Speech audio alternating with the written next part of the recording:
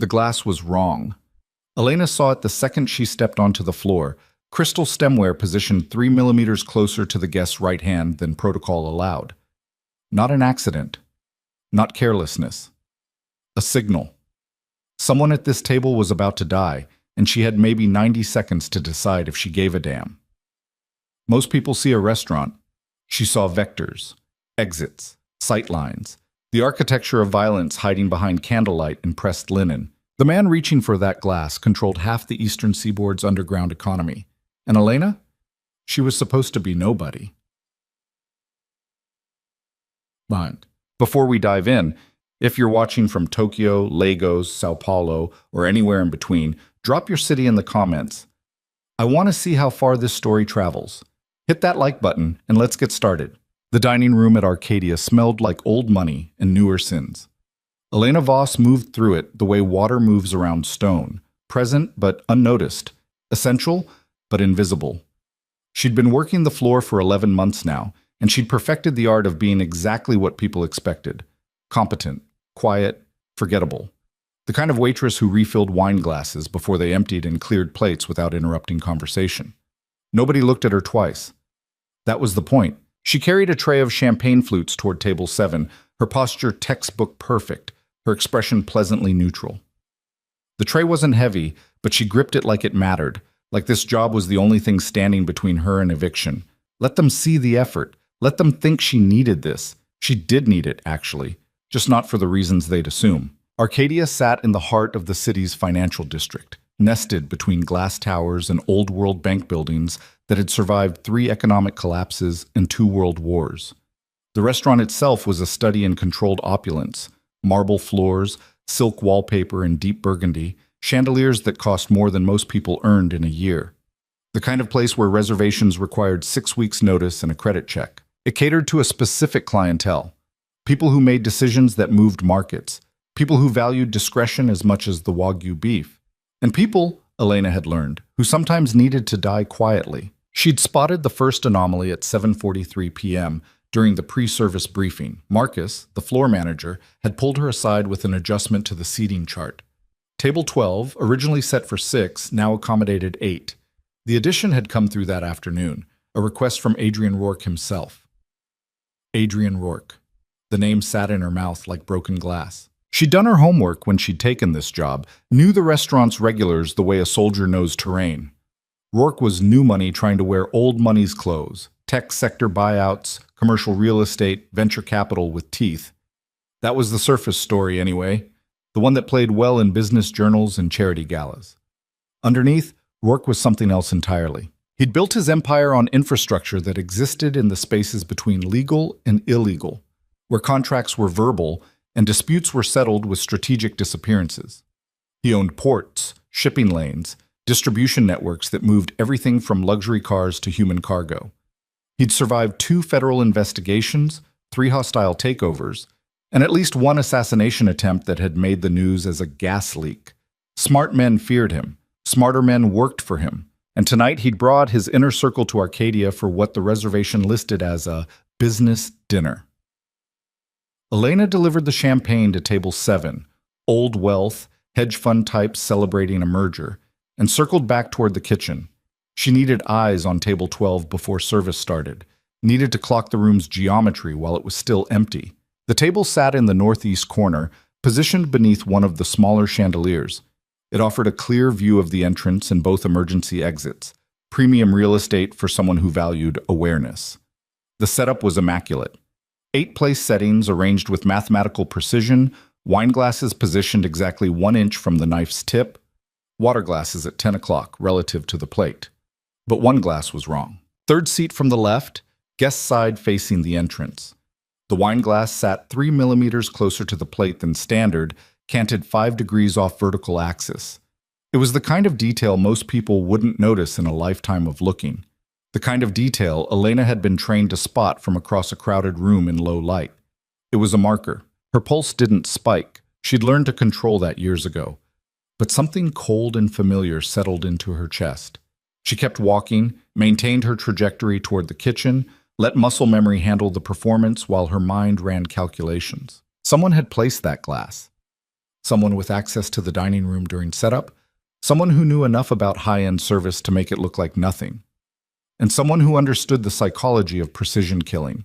The target would sit in that chair, order wine, drink from that specific glass, and the poison, because it was absolutely poison, would do its work while dessert was being served 2 tables over. Clean, professional, almost elegant. She pushed through the kitchen doors into controlled chaos. The kitchen at Arcadia ran like a military operation, which made sense given that Chef Reeves had done 2 tours before culinary school. Stations were clearly defined, communication was clipped and efficient, and nobody screamed unless something was actively on fire.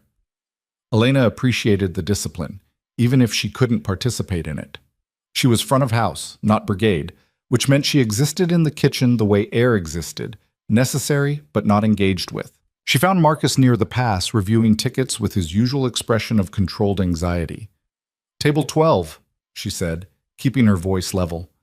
"What do we know about the additions?" Marcus glanced up, surprised she was asking. Elena didn't usually engage with the social architecture of service. She took her tables, delivered her food, collected her tips, went home. Curiosity wasn't part of her brand. "Rourke's people," Marcus said, checking his tablet. "Last-minute expansion. Why? Just want to make sure I'm not walking into anything complicated." "It's Rourke. Everything's complicated." Marcus scrolled through notes. "But they're regulars. They know how we operate. Just stay professional, don't engage unless engaged with, and we'll be fine." Elena nodded and stepped back, letting him return to his logistics. She'd gotten what she needed. Confirmation that the expansion was recent enough that someone could have adjusted the table setup without scrutiny. Service began at 8 p.m. sharp. The dining room filled with the usual symphony of wealth, soft laughter, crystal against crystal, conversations about markets and mergers conducted in voices trained not to carry. Elena worked her section with mechanical efficiency, her body running the familiar patterns while her mind stayed locked on table 12. Rourke's party arrived at 8:17 p.m. 7 men, all wearing variations of the same uniform, tailored suits in dark colors, watches that cost more than cars, the kind of confidence that came from never hearing the word no unless they'd said it first. They moved through the dining room like they owned it, which, in a sense, they did. Rourke had a standing investment in Arcadia's parent company. Adrian Rourke himself led the group.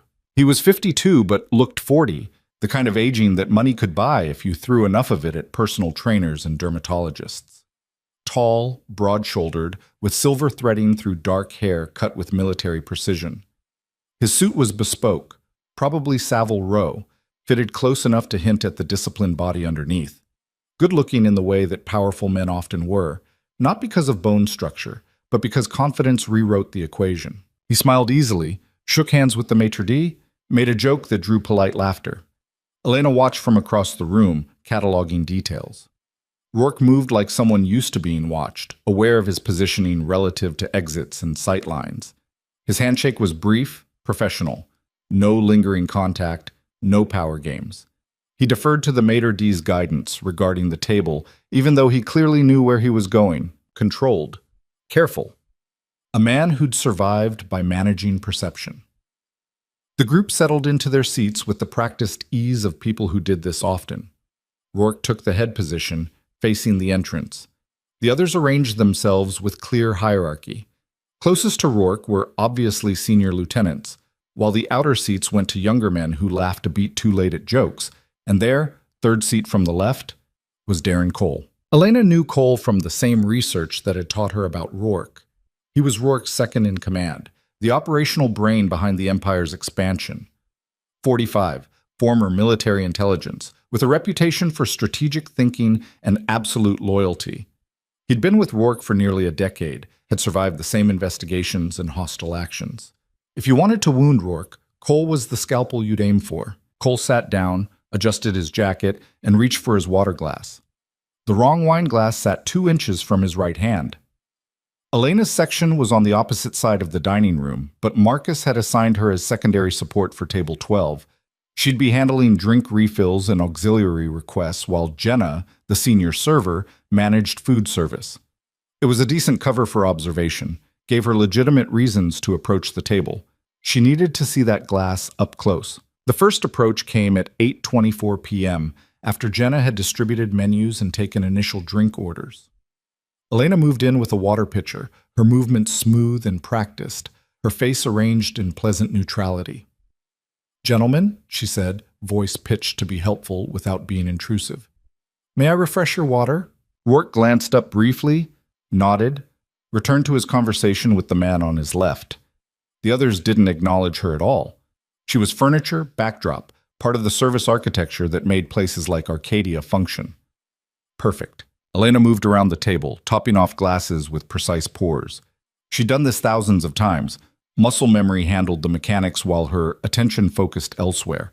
When she reached Cole, she leaned in slightly, angling for a better view of the wine glass.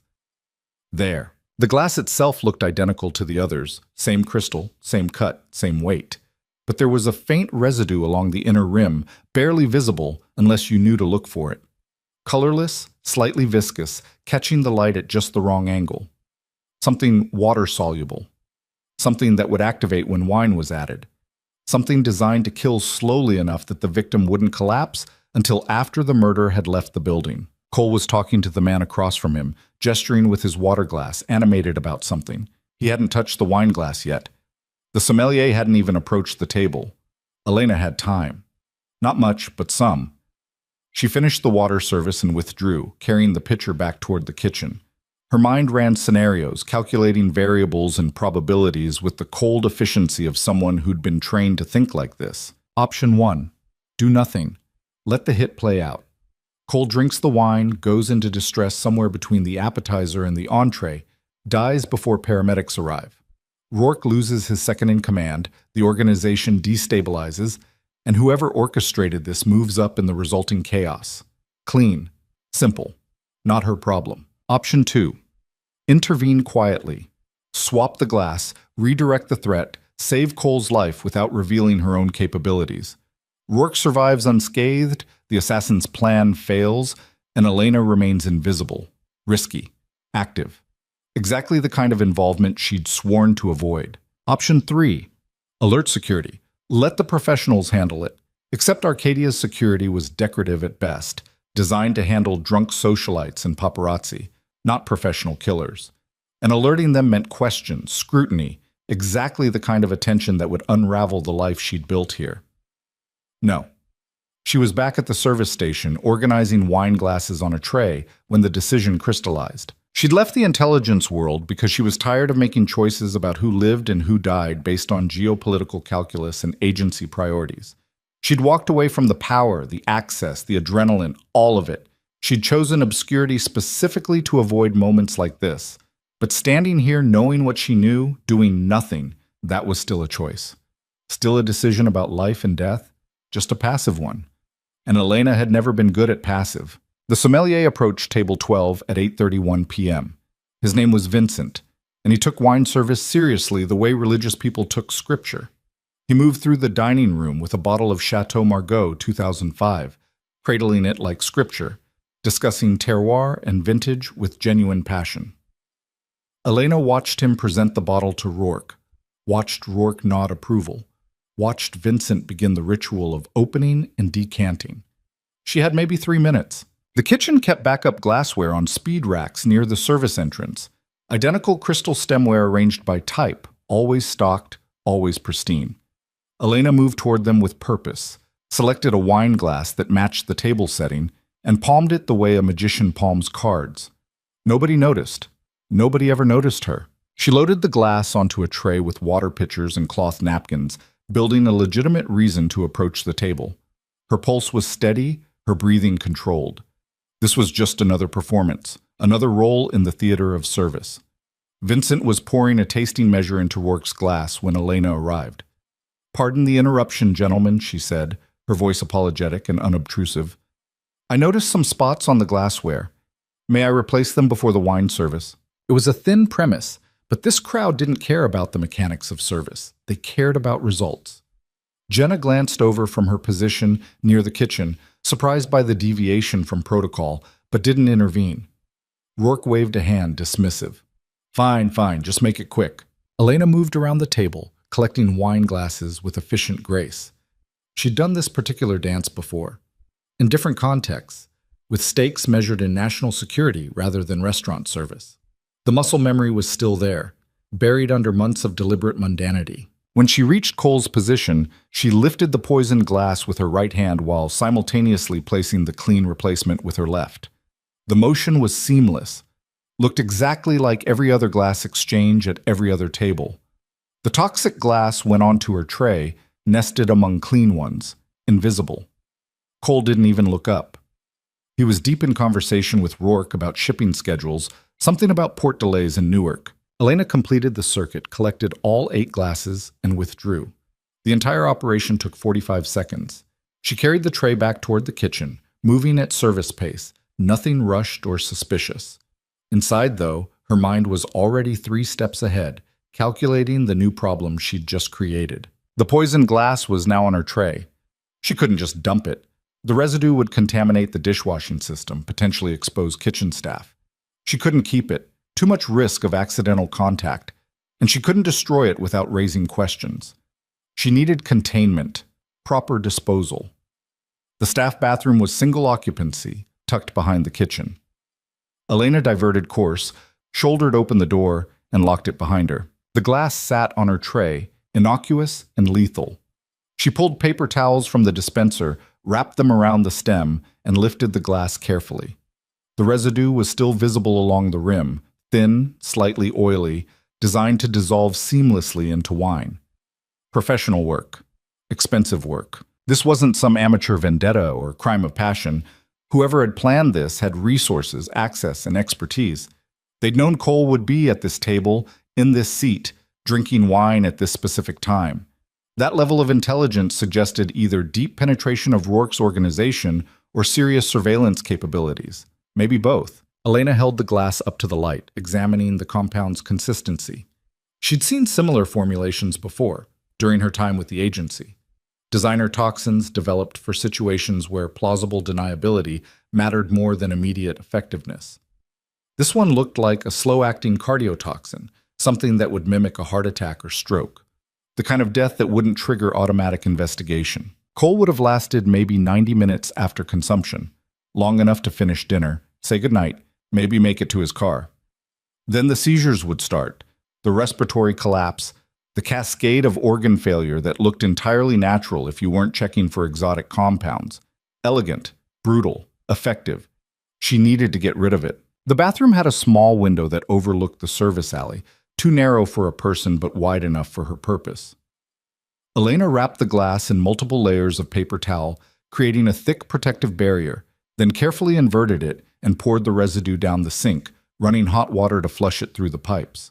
The glass itself went into the paper towel cocoon, which she then nested inside a plastic waste bag. She'd dispose of it properly later, off-site, somewhere the contamination couldn't spread. For now, she had to get back to the floor before her absence raised questions. Service continued without incident. Vincent completed his wine service at table 12, pouring Chateau Margaux into the clean glasses with ceremonial precision.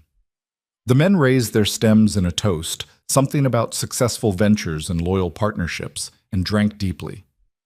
Elena watched from across the room, pretending to organize silverware at a service station. Cole took a long sip, savored it, nodded approval to Rourke. He was drinking from the replacement glass, the clean one, the one that would let him live through dessert. The wrong glass was gone. The threat was neutralized. Elena should have felt relief. Instead, she felt the old familiar tension, the awareness that she'd just stepped into something larger than a single prevented murder. Someone had planned this hit carefully, someone with resources and patience, and now that plan had failed in a way they couldn't anticipate or explain. The glass had been poisoned, the setup was perfect, but somehow Cole was still breathing. They'd know something went wrong. They'd investigate. They'd look for variables, for unexpected interference. They might look at her. Elena pushed the thought away and returned to work, carrying appetizer plates to table 9, refilling champagne at table 4, moving through the dining room's choreography with practiced ease. But she was aware now, in a way she hadn't been in months, aware of sightlines and positioning, aware of who was watching and who was being watched, aware of the architecture of violence hiding behind the civilized facade. She'd left this world deliberately, had buried that version of herself under layers of ordinary life, had committed to the performance of normalcy with the same discipline she'd once committed to field work. One action, one switched glass, and it was all coming back. At table 12, the meal progressed through its carefully orchestrated stages. Appetizers arrived at 8:47 p.m., seared foie gras, oysters on ice, house-cured salmon arranged with architectural precision. The men ate with the unconscious entitlement of people who'd never questioned whether they deserved luxury. Elena watched the table between her own service duties, cataloging details with reflexive thoroughness. Work dominated the conversation without seeming to dominate. His body language open and inclusive even as he controlled the narrative flow. He'd ask questions, draw out opinions, let his lieutenants feel heard, and then he'd synthesize their input into decisions that had clearly been his all along. Classic leadership manipulation, the kind taught in business schools and military academies. Cole sat at his right hand, playing the role of trusted advisor with natural ease. He'd add context to Rourke's observations, fill in operational details, occasionally push back on strategic points with the confidence of someone whose disagreement was valued. The dynamic read as genuine partnership, the kind of professional intimacy built over years of shared risk, which made the assassination attempt more interesting. If Cole was genuinely loyal, and everything in his body language suggested he was, then the threat came from outside Rourke's inner circle.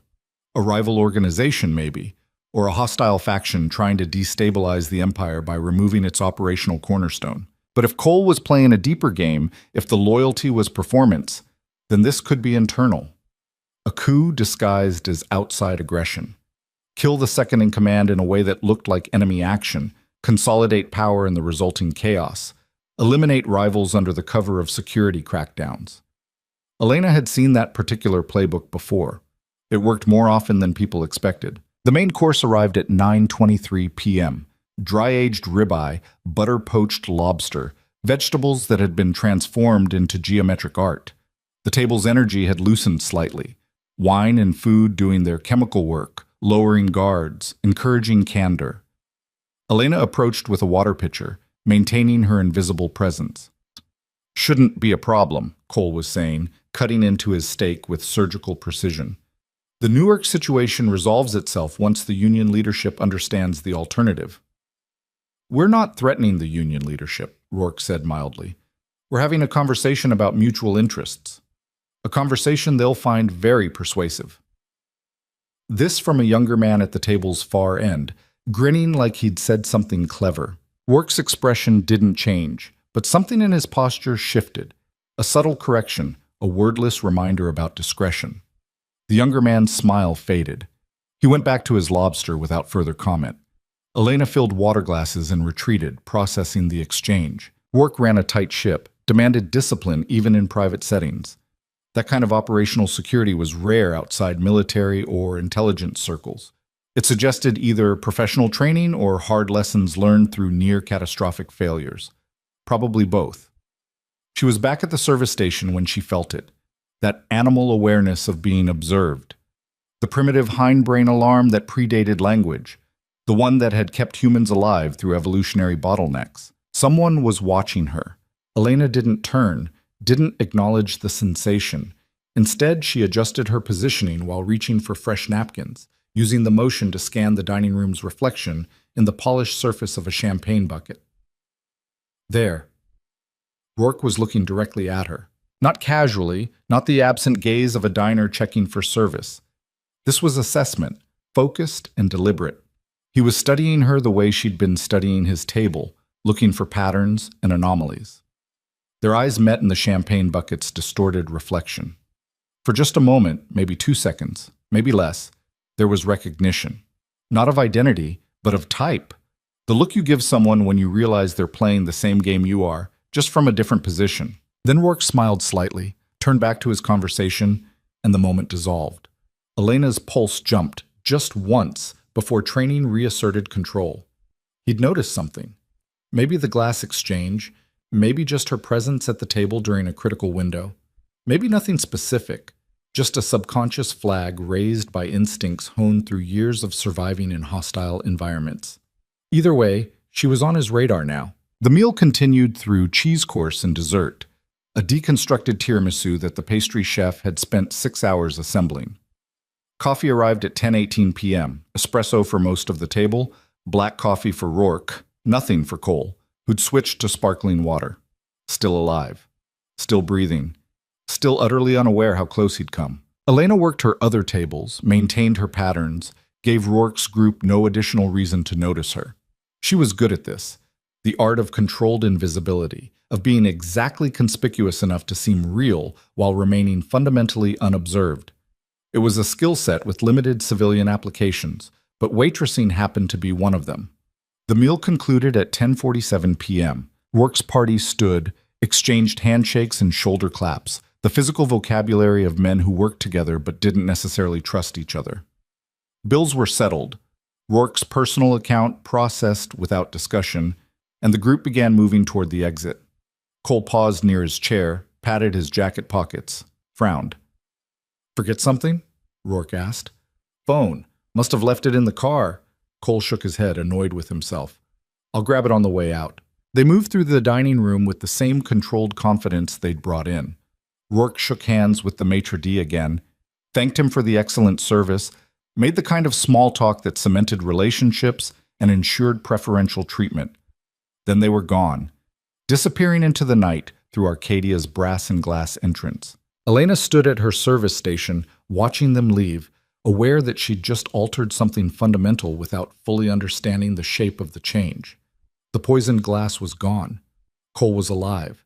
The assassination had failed, but the people who'd planned it were still out there, wondering what went wrong.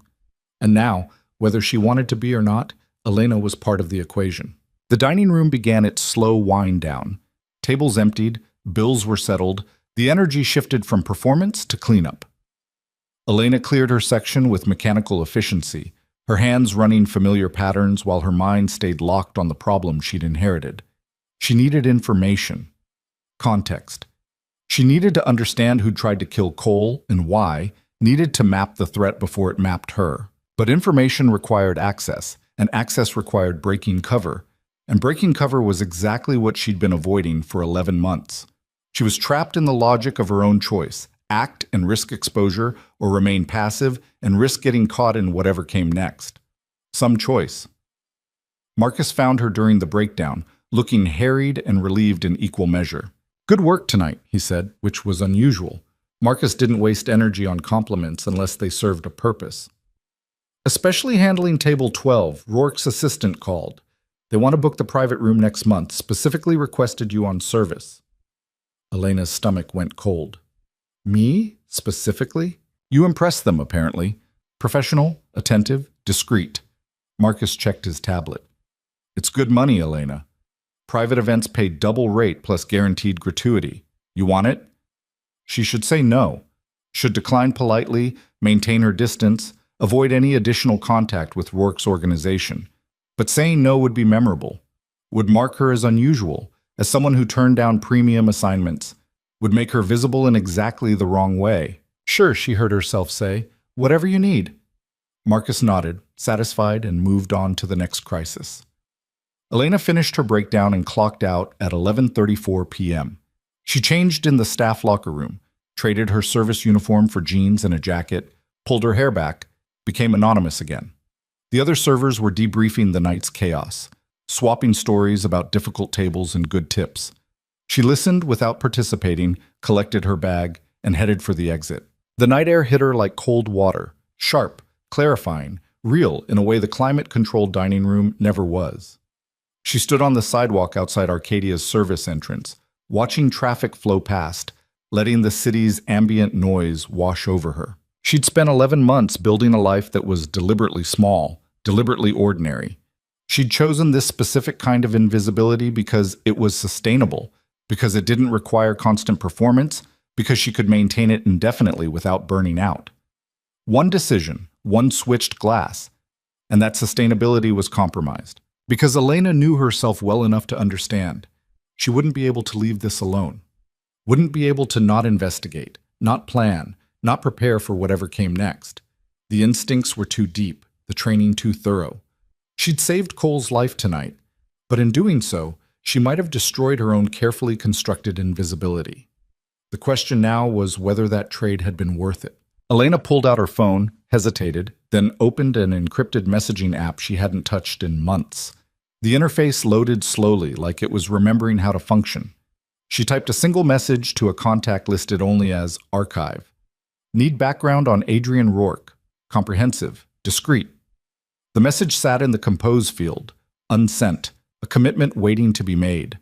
Elena stared at it for a long moment, aware that sending it meant crossing a line she'd sworn not to cross. Meant reaching back into the world she'd left, reactivating connections she'd deliberately severed. Meant admitting she was still that person, under all the performance. She hit send. The message disappeared into encrypted channels, bouncing through proxies and dead drops, finding its way to someone who still owed her favors from the old life. Response came 47 seconds later. 72 hours, standard rate. Don't make this a habit. Elena pocketed the phone and started walking. The streets were busy despite the hour. This part of the city never really slept, just shifted from one kind of activity to another. She moved through the crowds with practiced anonymity, taking random turns, checking reflections, running basic counter-surveillance protocols without really thinking about it. Old habits, useful habits. Her apartment was 30 minutes away by foot, a deliberate choice. She didn't own a car, didn't maintain predictable patterns. She'd learned a long time ago that mobility and unpredictability were defensive assets more valuable than comfort. She was passing a closed bookstore when her phone buzzed. Unknown number, local area code. Elena stopped walking, stepped into a recessed doorway, and answered without speaking. Silence on the other end. Not dead air. She could hear ambient noise, the faint sounds of traffic and ventilation systems. Someone was there, listening, waiting.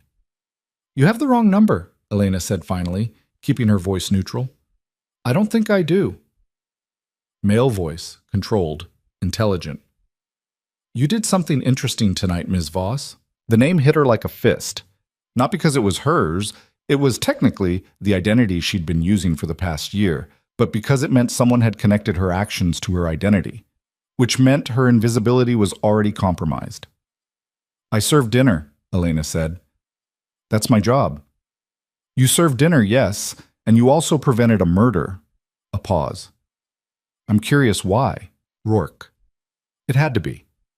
The voice matched the timbre she'd heard at the table, filtered through phone speakers and deliberate control. "I don't know what you're talking about." "The glass, Ms. Voss. The wrong glass. You saw it, you understood what it meant, and you made a decision." Another pause, longer this time. "I'd like to understand that decision. I'd like to understand you." Elena's mind ran scenarios, calculating responses and their probable outcomes. Deny everything. He had no proof, just suspicion.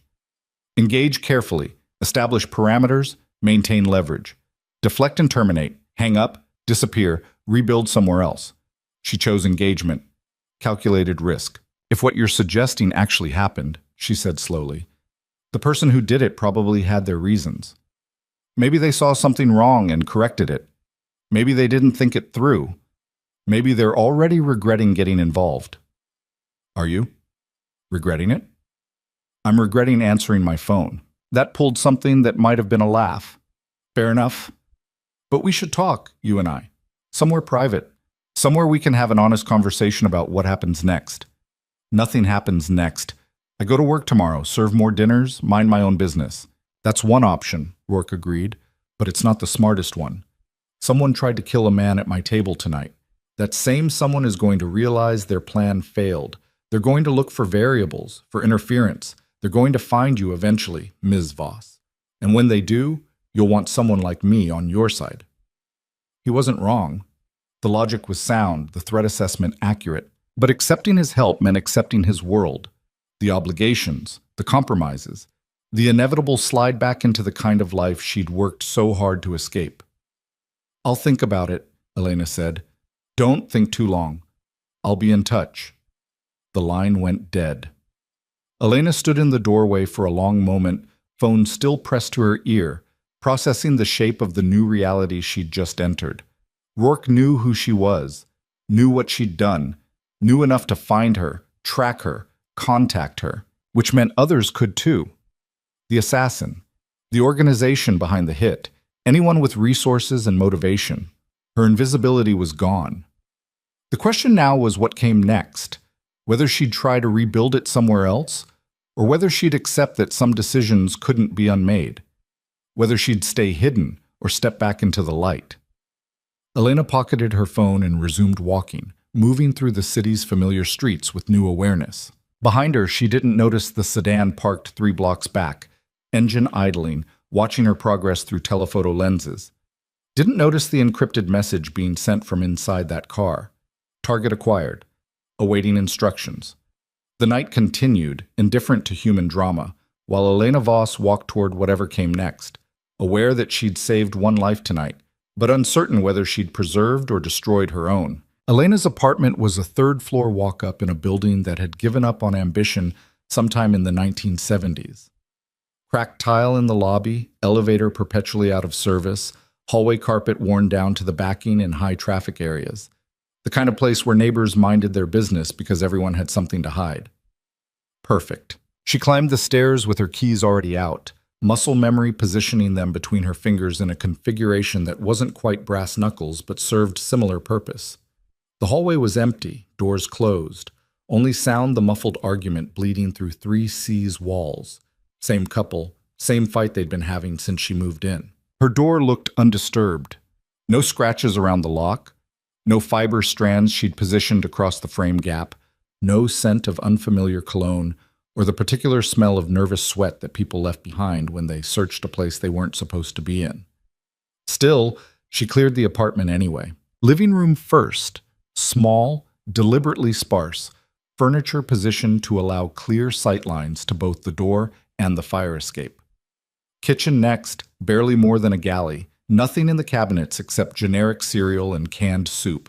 Bathroom, shower curtain pulled back, medicine cabinet containing exactly 1 toothbrush and travel-sized toiletries. Bedroom last. Checking the closet and under the bed with the thoroughness of someone who'd once found a hostile operative in exactly that location. Empty. Clean. Elena locked the door behind her, engaged the deadbolt and chain, then dragged a chair over and wedged it under the handle. Basic security theater, mostly. Anyone serious would come through the window or the walls, but it made her feel incrementally less exposed. She dropped her bag on the kitchen counter and stood there for a moment, letting the adrenaline cycle down, aware of the way her hands wanted to shake and refusing to let them. Rourke had her number, had her name. Had probably run background checks while she was walking home, pulling whatever information existed in databases she'd tried very hard to scrub herself from. The question was how much he'd found. Elena had built her current identity carefully, layering it with just enough truth to survive casual scrutiny while burying anything that connected back to her previous life. Sarah Elena Voss, age 32, born in Portland, unremarkable employment history in service industries, no criminal record, no flags. But scrubbing digital footprints was like cleaning up mercury. You could get most of it, but traces always remained. Someone with resources and motivation could find the gaps, the inconsistencies, the places where the story didn't quite hold together. Someone like Rourke. She pulled out her phone and opened the encrypted app, checking for responses. Nothing yet from archive. 72 hours meant 72 hours, not 72 minutes. The people she'd worked with didn't rush, didn't cut corners. That's why they were still alive. The unknown number that had called her sat in her recent calls list, taunting her. Elena stared at it, weighing options. She could block it, throw the phone away entirely, buy a new one with cash from a bodega 3 neighborhoods over. Cut the connection, force Rourke to work harder if he wanted contact. Or she could keep the line open, monitor it, use it. She left it alone and moved to the bedroom. Her go bag sat in this closet behind winter coats she'd never needed. A nondescript backpack that looked like something a college student would carry. Inside, $15,000 in cash, 3 credit cards under different names, 2 passports that would survive anything short of federal-level verification, and a Glock 19 with 2 spare magazines. Everything she'd need to disappear on 6 hours' notice. Elena pulled it out, checked the contents against mental inventory, confirmed nothing had been disturbed. The gun was still properly maintained, ammunition still factory fresh. The cash was in mixed denominations, nothing larger than 50s. The credit cards were still valid, though she'd need to test them before relying on them for anything critical. Ready, waiting. She'd packed this bag her second week in the city before she'd even found the apartment, had maintained it religiously, updating documents and rotating currency, making sure the escape route stayed viable. Because some lessons you learn permanently, written into nervous system architecture deeper than conscious thought. Always have an exit. She returned the bag to its position and pulled out her laptop instead. A secured machine running virtual partitions and VPN tunnels that bounced traffic through enough international servers to make tracking genuinely difficult. Not impossible. Nothing was impossible, but expensive enough that casual surveillance wouldn't bother. She needed to know what Rourke could find, needed to see her own footprint the way he'd see it. The search results were depressingly thin. Sarah Elena Voss barely existed online.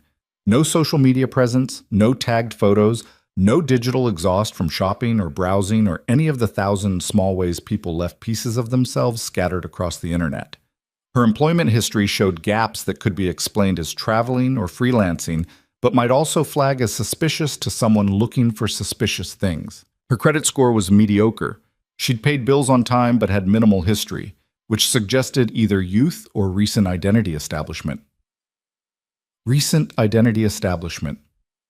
Elena scrolled through the results, looking for gaps, for places where the story fractured.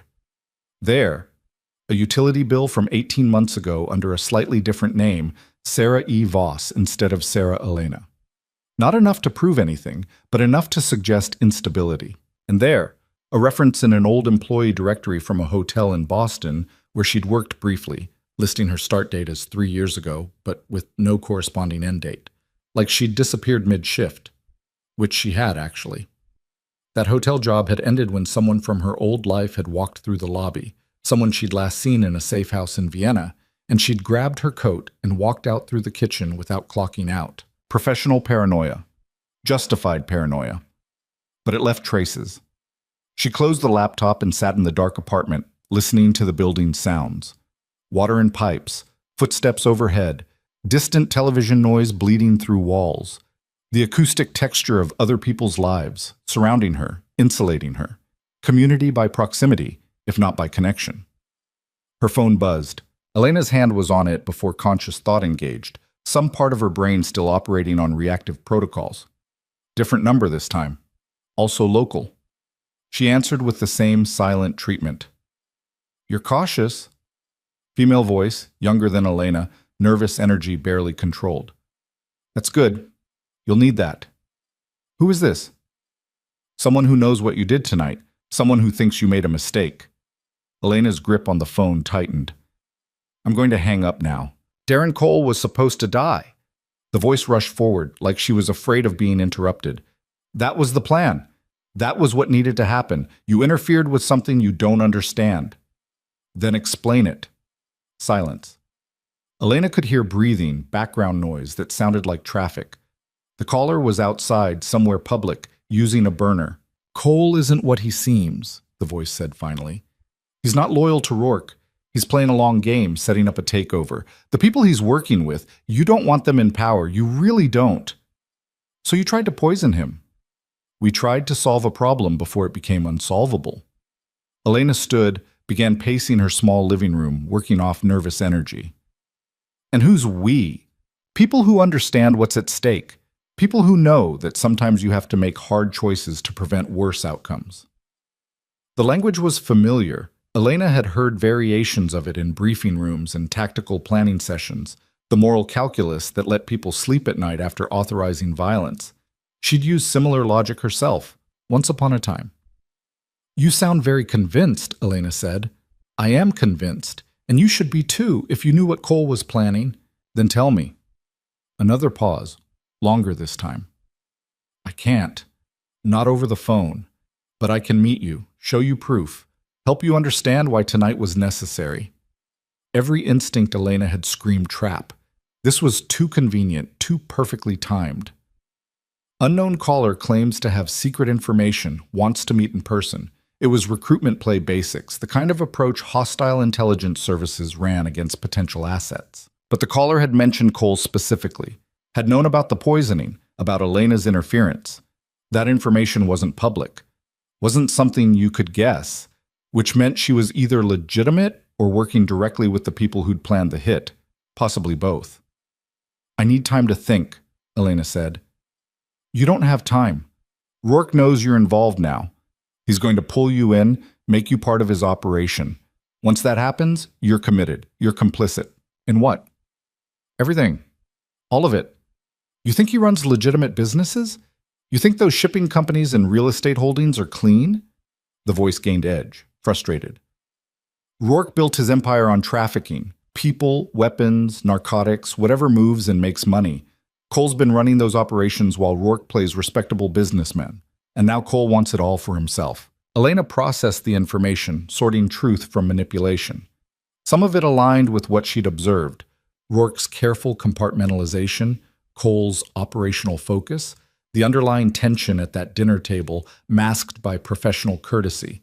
But some of it felt designed, packaged for maximum emotional impact. Why call me? Elena asked. Why not just try again? Because you saw the setup. You understood it well enough to stop it. That means you have skills, training, awareness, a breath. That means you might actually listen to reason instead of just picking a side. I haven't picked any side. Yes, you have. The moment you switched that glass, you chose. You just don't know what you chose yet. The line went dead. Elena stood in her dark apartment, phone still pressed to ear, aware that the walls were closing in whether she wanted them to or not. 2 calls in one night, from opposite sides of what was clearly a developing conflict. Rourke offering protection and alliance. Unknown caller offering information and warning, both wanting something from her, both assuming she'd play. She needed better information, needed context that wasn't filtered through people with agendas, needed to understand the actual landscape instead of just the version being presented to her. Archive would deliver in 72 hours, but Elena didn't have 72 hours. Not anymore. She pulled up her contacts, scrolled past the sparse list of names, all surface level, all disposable, until she found one she hadn't used in almost 2 years, Marcus Chen. Not the restaurant Marcus, a different one. Former NSA analyst who'd burned out spectacularly, taken his severance and his clearances and disappeared into private security consulting. They'd worked together on a joint operation in Prague, had trusted each other enough to stay in occasional contact after. Occasional meant once every 18 months, usually a text on birthdays. Elena sent a message. Need a favor. Background on Adrian Rourke and Darren Cole, anything flagged at federal level. Response came back in 90 seconds. You're joking. Do I joke? Fair point. Why? Personal interest. That's not an answer. It's the only one I have right now. Longer pause this time. Elena watched the typing indicator appear and disappear 3 times before the actual response came through. This is going to cost you, and I mean really cost you. These names have serious weight. How serious? Multiple agency flags. Some sealed. Some that don't officially exist. You sure you want to know? Elena stared at the question, aware that answering yes meant burning a contact she might need later, meant calling in favors she'd carefully preserved, meant advertising her interest to exactly the kind of databases she'd been avoiding. But she'd already interfered, already chosen. The caller had been right about that much. Yes. 12 hours. And Elena, be careful with this. Whatever you're involved in, it's bigger than you think. She pocketed the phone and moved to the window, looking down at the street below. Empty sidewalks, parked cars, streetlights casting yellow pools of illumination. Ordinary night in an ordinary neighborhood, except for the sedan parked 3 cars down, engine running, interior dark. Elena stepped back from the window, killed the lights, and approached from an angle that wouldn't silhouette her. She'd lived here 11 months and knew every vehicle that parked regularly on this block. That sedan was new, and it was watching her building. She checked the time. 1:47 a.m. Too late for legitimate surveillance, too early for morning traffic. The positioning was tactical, offering clear view of both the front entrance and the fire escape while maintaining enough distance to avoid immediate notice. Professional work. The question was whose professionals? Elena moved through the apartment in darkness, grabbing the go-bag from the closet, pulling on better shoes, a jacket with pockets positioned for quick access. She wasn't running yet, Running required knowing where to run and why, but she was preparing for the possibility. The sedan's interior lights flicked on briefly as someone inside checked a phone. In that moment of illumination, Elena caught a glimpse of the occupant. Male, late 30s, wearing dark clothing and a communications earpiece. Military bearing, economical movements. Not police, not federal agents. They'd have announced themselves by now, would be following different protocols. Private security then. Contractors. Working for Rourke, or working for the unknown caller, or working for someone else entirely. Elena needed to know which. She pulled the Glock from her go bag, checked the chamber, tucked it into the small of her back under the jacket. The weight was familiar, almost comforting, muscle memory from another life settling into place like old clothing. She hated that it felt comforting. The fire escape accessed through the bedroom window, a rusted iron structure that probably violated 6 different building codes but had been grandfathered in through decades of municipal indifference. Elena eased the window open. She'd oiled the track last month specifically to prevent noise and slipped out into cold air. The fire escape faced the alley, away from street view. The sedan couldn't see her from its position. She descended carefully, testing each step before committing weight. The structure groaned occasionally, but held. At the second-floor landing, she paused, checking the alley below, empty except for dumpsters and a stray cat investigating shadows. Elena dropped the last 8 feet, landing in a crouch that her knees protested, but managed. She stayed low, moved to the alley's mouth, and peered around the corner toward the street. The sedan was still there, still occupied, attention focused on the building's front entrance. One occupant visible, but that didn't mean one total. Basic surveillance ran 2-person teams minimum, one watching, one ready to mobile follow if the target moved. Elena scanned the street for the partner vehicle and found it half a block north, dark SUV, also running, positioned to cut off northbound travel. 2 vehicles, minimum 2 operators, possibly more. Serious resources for what should have been a simple observation post. She needed confirmation of who'd sent them, needed some piece of information that would tell her which side of this developing situation she was actually dealing with.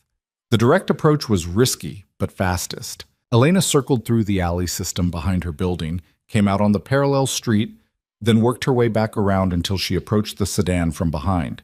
The operator inside was focused forward, watching the building entrance, confident in his positioning.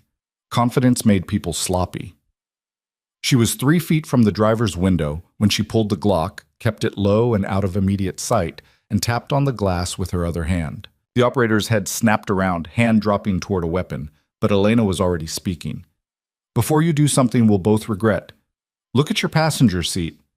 He looked, saw the gun pointed at his center mass through the window. "Good," Elena said. "Now we're going to have a conversation.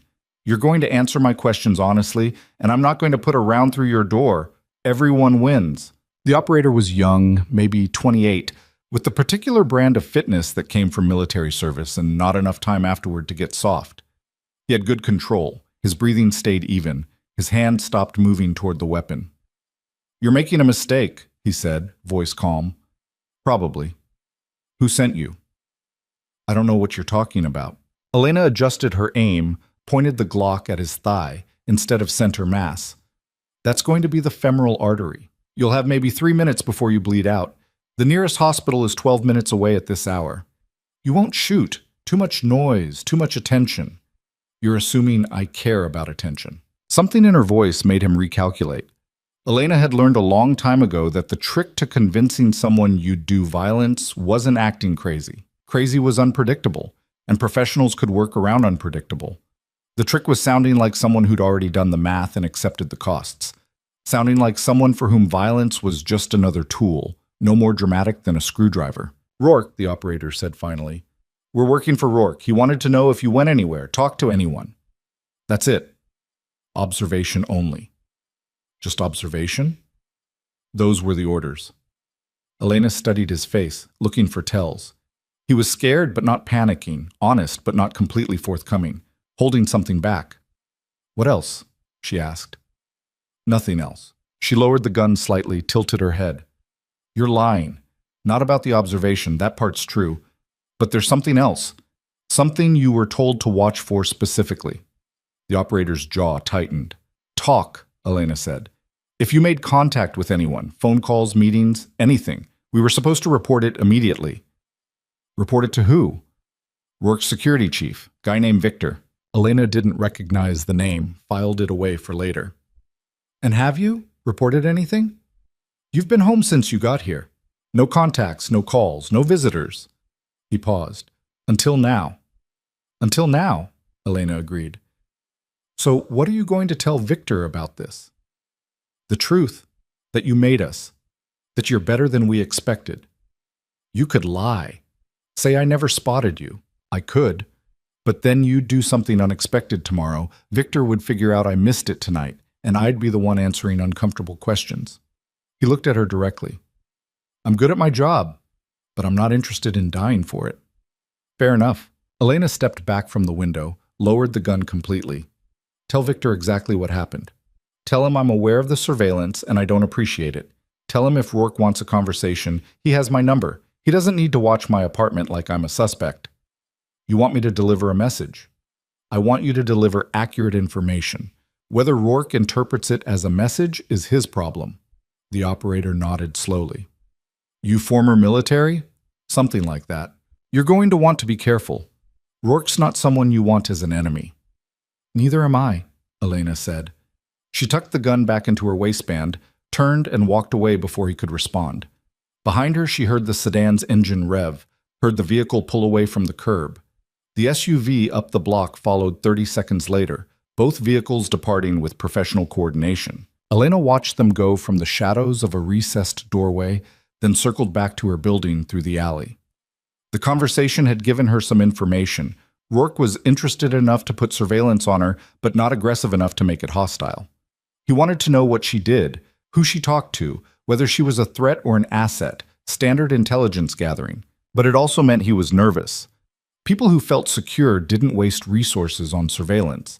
They issued invitations or threats, moved directly, operated from positions of strength. Watching meant uncertainty, meant Rourke didn't know how to classify her yet. Good. Uncertainty was leverage. She climbed back up the fire escape, slipped into her apartment, and secured the window behind her.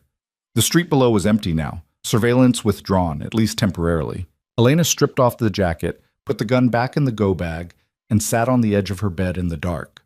Her phone showed 2:23 a.m.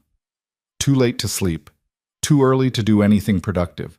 The dead hours when thoughts got louder and defenses got weaker. She thought about the glass, about Cole, still alive, completely unaware how close he'd come, about Rourke, trying to understand what she was, about the unknown caller, offering information and warnings, about the choice she'd made that had started all of this. Most people would have walked past that table, seen nothing unusual, served dinner without incident. Most people didn't have the training to spot a poisoned glass or the paranoia to assume worst intentions.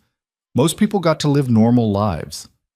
Elena had given up normal a long time ago, but she'd been trying to approximate it, trying to build something sustainable in the spaces between her past and whatever came next. One decision, and that approximation was collapsing. Her phone buzzed again. She almost didn't look, almost threw it across the room out of pure frustration. But discipline won. Always check. Always know. Archive had responded early. Preliminary data attached. Full report in 48. This is bigger than you indicated.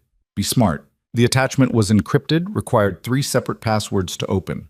Elena worked through the security layers and found herself looking at a dossier that confirmed her worst suspicions. Adrian Rourke wasn't just a crime boss playing businessman. He was an asset, had been for nearly a decade, working with multiple federal agencies in some kind of complicated arrangement that gave him operational freedom in exchange for intelligence on larger targets. Protected status. Institutional support. The kind of arrangement that made people untouchable. Darren Cole's file was thinner, but more troubling.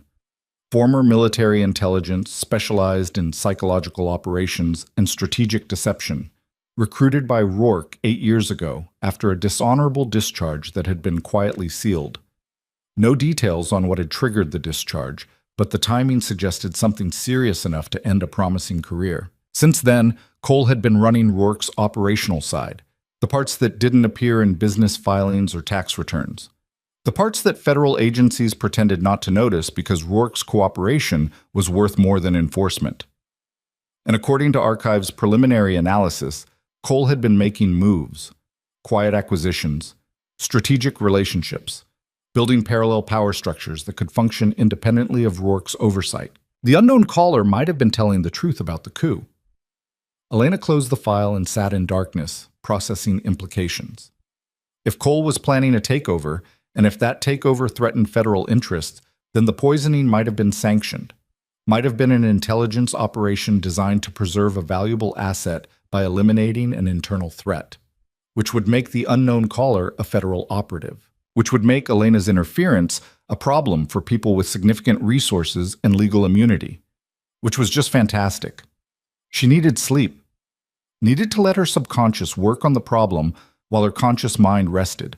But sleep felt impossible, adrenaline and anxiety forming a chemical cocktail that kept her wired and alert. She tried anyway. Lay down on the bed fully clothed, gun within reach, phone on silent but positioned where she'd feel the vibration. Closed her eyes and tried to find something resembling rest. Somewhere around 4 a.m., she managed something that wasn't quite sleep but wasn't entirely wakefulness either. A gray state of reduced consciousness where thoughts moved slowly and time became negotiable. She dreamed about Vienna, about the safe house, and the operation that had ended her career, about choices made under pressure and consequences that lasted longer than the moment of decision. Dreamed about blood on tile floors and the sound of someone dying badly. Woke at 6:15 a.m. with her heart racing and sweat cooling on her skin. The apartment was still dark, still quiet. No missed calls, no messages, no indication that the night had been anything other than ordinary. Elena got up, showered in water that never got quite hot enough, dressed in clean clothes that looked identical to yesterday's. Built coffee in the small machine she'd bought at a discount store. Drank it black while watching dawn break over the city. She had a shift at Arcadia tonight. Had to show up. Had to maintain the performance of normalcy, even though everyone involved knew it was a performance. Had to see Rourke's people again and pretend the previous night hadn't happened. Professional theater. Exhausting theater. Her phone rang at 7:32 a.m. Unknown number. Different from the previous two. Elena answered. This is getting repetitive. Ms. Voss? Male voice. Older. Accent she couldn't quite place. My name is Victor. I work security for Mr. Rourke. I met your surveillance team. Yes, they reported the encounter. Impressive work, especially the threat assessment regarding the femoral artery. Very precise. I'm good at precision, so I'm learning. A pause. Mr. Rourke would like to meet with you, today if possible. Somewhere neutral, somewhere you'd feel comfortable. I don't feel comfortable meeting with someone who put surveillance on my apartment. That was a precaution, not a threat. Mr. Rourke is concerned about your safety. My safety. You interfered with an assassination attempt. The people who planned that attempt will have noticed the failure. They'll be looking for explanations, for variables. Your involvement puts you at risk. So Rourke wants to protect me. Mr. Rourke wants to have a conversation. What happens after that conversation is up to you. Elena drank more coffee, considered her options. She could refuse, maintain distance, try to navigate the situation without direct contact. But that strategy assumed she had leverage, had information, had some kind of advantage. She had none of those things. Meeting Rourke meant risk, meant exposure, meant stepping deeper into exactly the situation she'd been trying to avoid. But it also meant information, meant understanding what she was actually dealing with instead of just reacting to shadows. Public place, Elena said. My choice of location. No security except Victor, and he stays visible. Acceptable. Where and when? Washington Square Park, North Fountain, 10 a.m. We'll be there. The line went dead. Elena checked the time. 2.5 hours to prepare, to plan, to figure out what the hell she was going to say to a man who could have her killed with a phone call. She finished her coffee and started getting ready for a conversation that would determine whether she survived the week. Washington Square Park at 10 in the morning was exactly what Elena needed. Crowded enough that violence would be witnessed. Open enough that she could see threats developing. Public enough that even someone like Rourke would think twice before making a scene. She arrived 40 minutes early, took a position on a bench with clear sightlines to the north fountain and both main pathways. Early spring meant the park was busy with the usual mix of students cutting through to NYU buildings, tourists photographing the arch, street performers setting up their pitches, normal people doing normal things, completely unaware they were providing tactical cover for a meeting between a former intelligence operative and a crime boss. Elena had dressed carefully. Jeans, boots with good traction, a jacket that concealed the Glock she'd decided to bring despite knowing it was probably stupid. She looked like half the women in the park.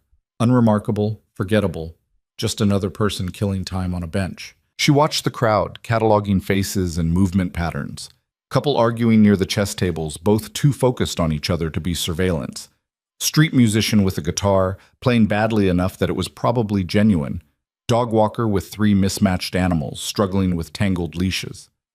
Nothing that screamed threat. At 9:52, Victor arrived. He was easier to spot than he probably intended. 6'3", heavily built, moving with the particular awareness of someone who'd spent a career expecting violence. Eastern European features, maybe late 40s, wearing a dark suit that did nothing to disguise the tactical vest underneath. He took a position near the fountain, scanning the park with professional efficiency, looking for her. Elena stayed on her bench, watching him work. Victor was good. His scan pattern was systematic, hitting high-probability locations first, then expanding outward. But he was looking for someone trying to hide, someone positioned defensively. She was in plain sight, just another person on a bench. It took him 90 seconds to spot her. When he did, something that might have been respect crossed his face. He nodded once, spoke into a radio Elena couldn't see, then waited. 3 minutes later, Adrian Rourke appeared.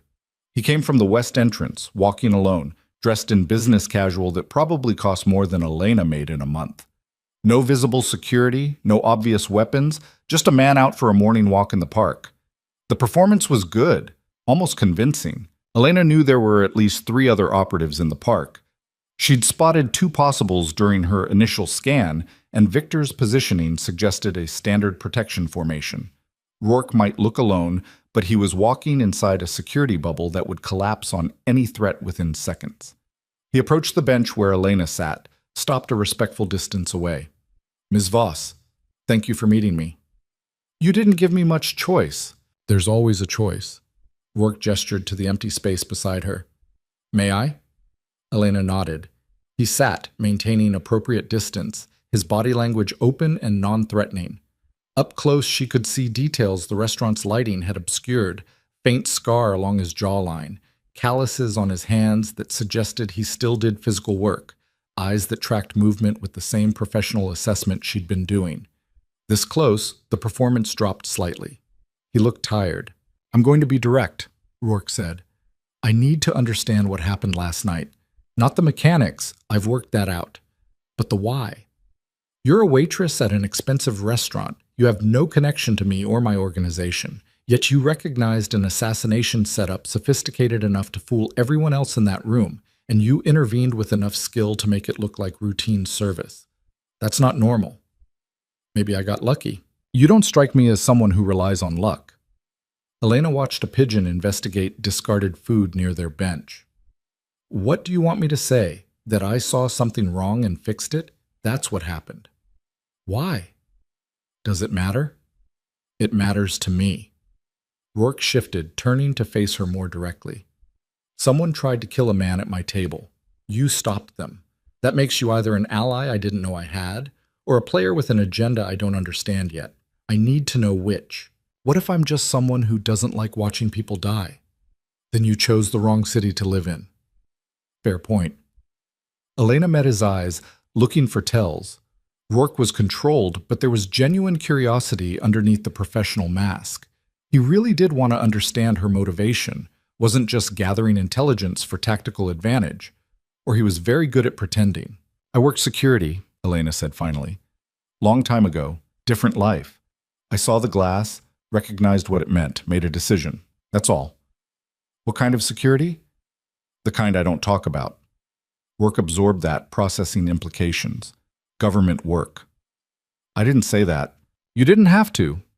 He leaned back against the bench, watching the park with apparent casualness. I know what government training looks like. The way you move, the way you assess situations, the way you handled my surveillance team last night. That's not private sector. That's something deeper. Elena said nothing, which was confirmation enough. So we have a former intelligence operative working as a waitress at one of my regular restaurants, Rourke continued. That's either an incredible coincidence or you were placed there deliberately.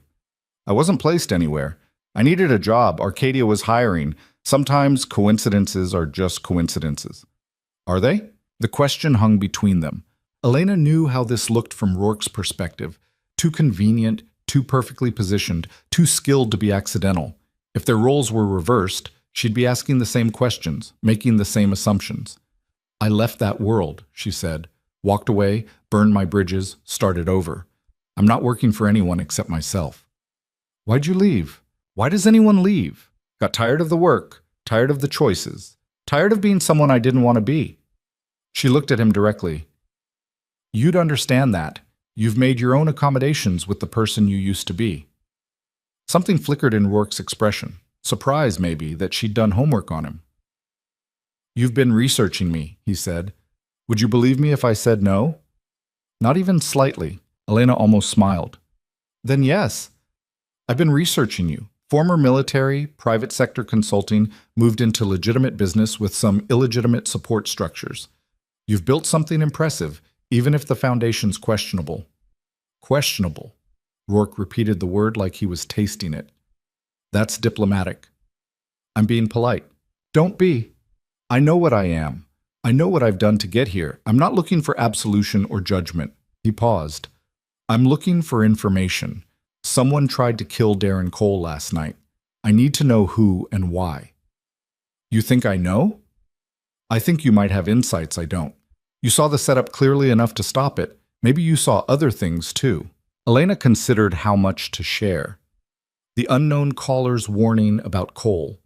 The suggestion that he was planning a takeover.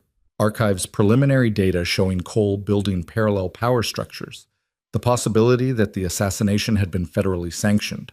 All information that could get her killed if she shared it with the wrong person. The glass was placed during the late afternoon setup, she said carefully. After your table expansion was confirmed but before service started.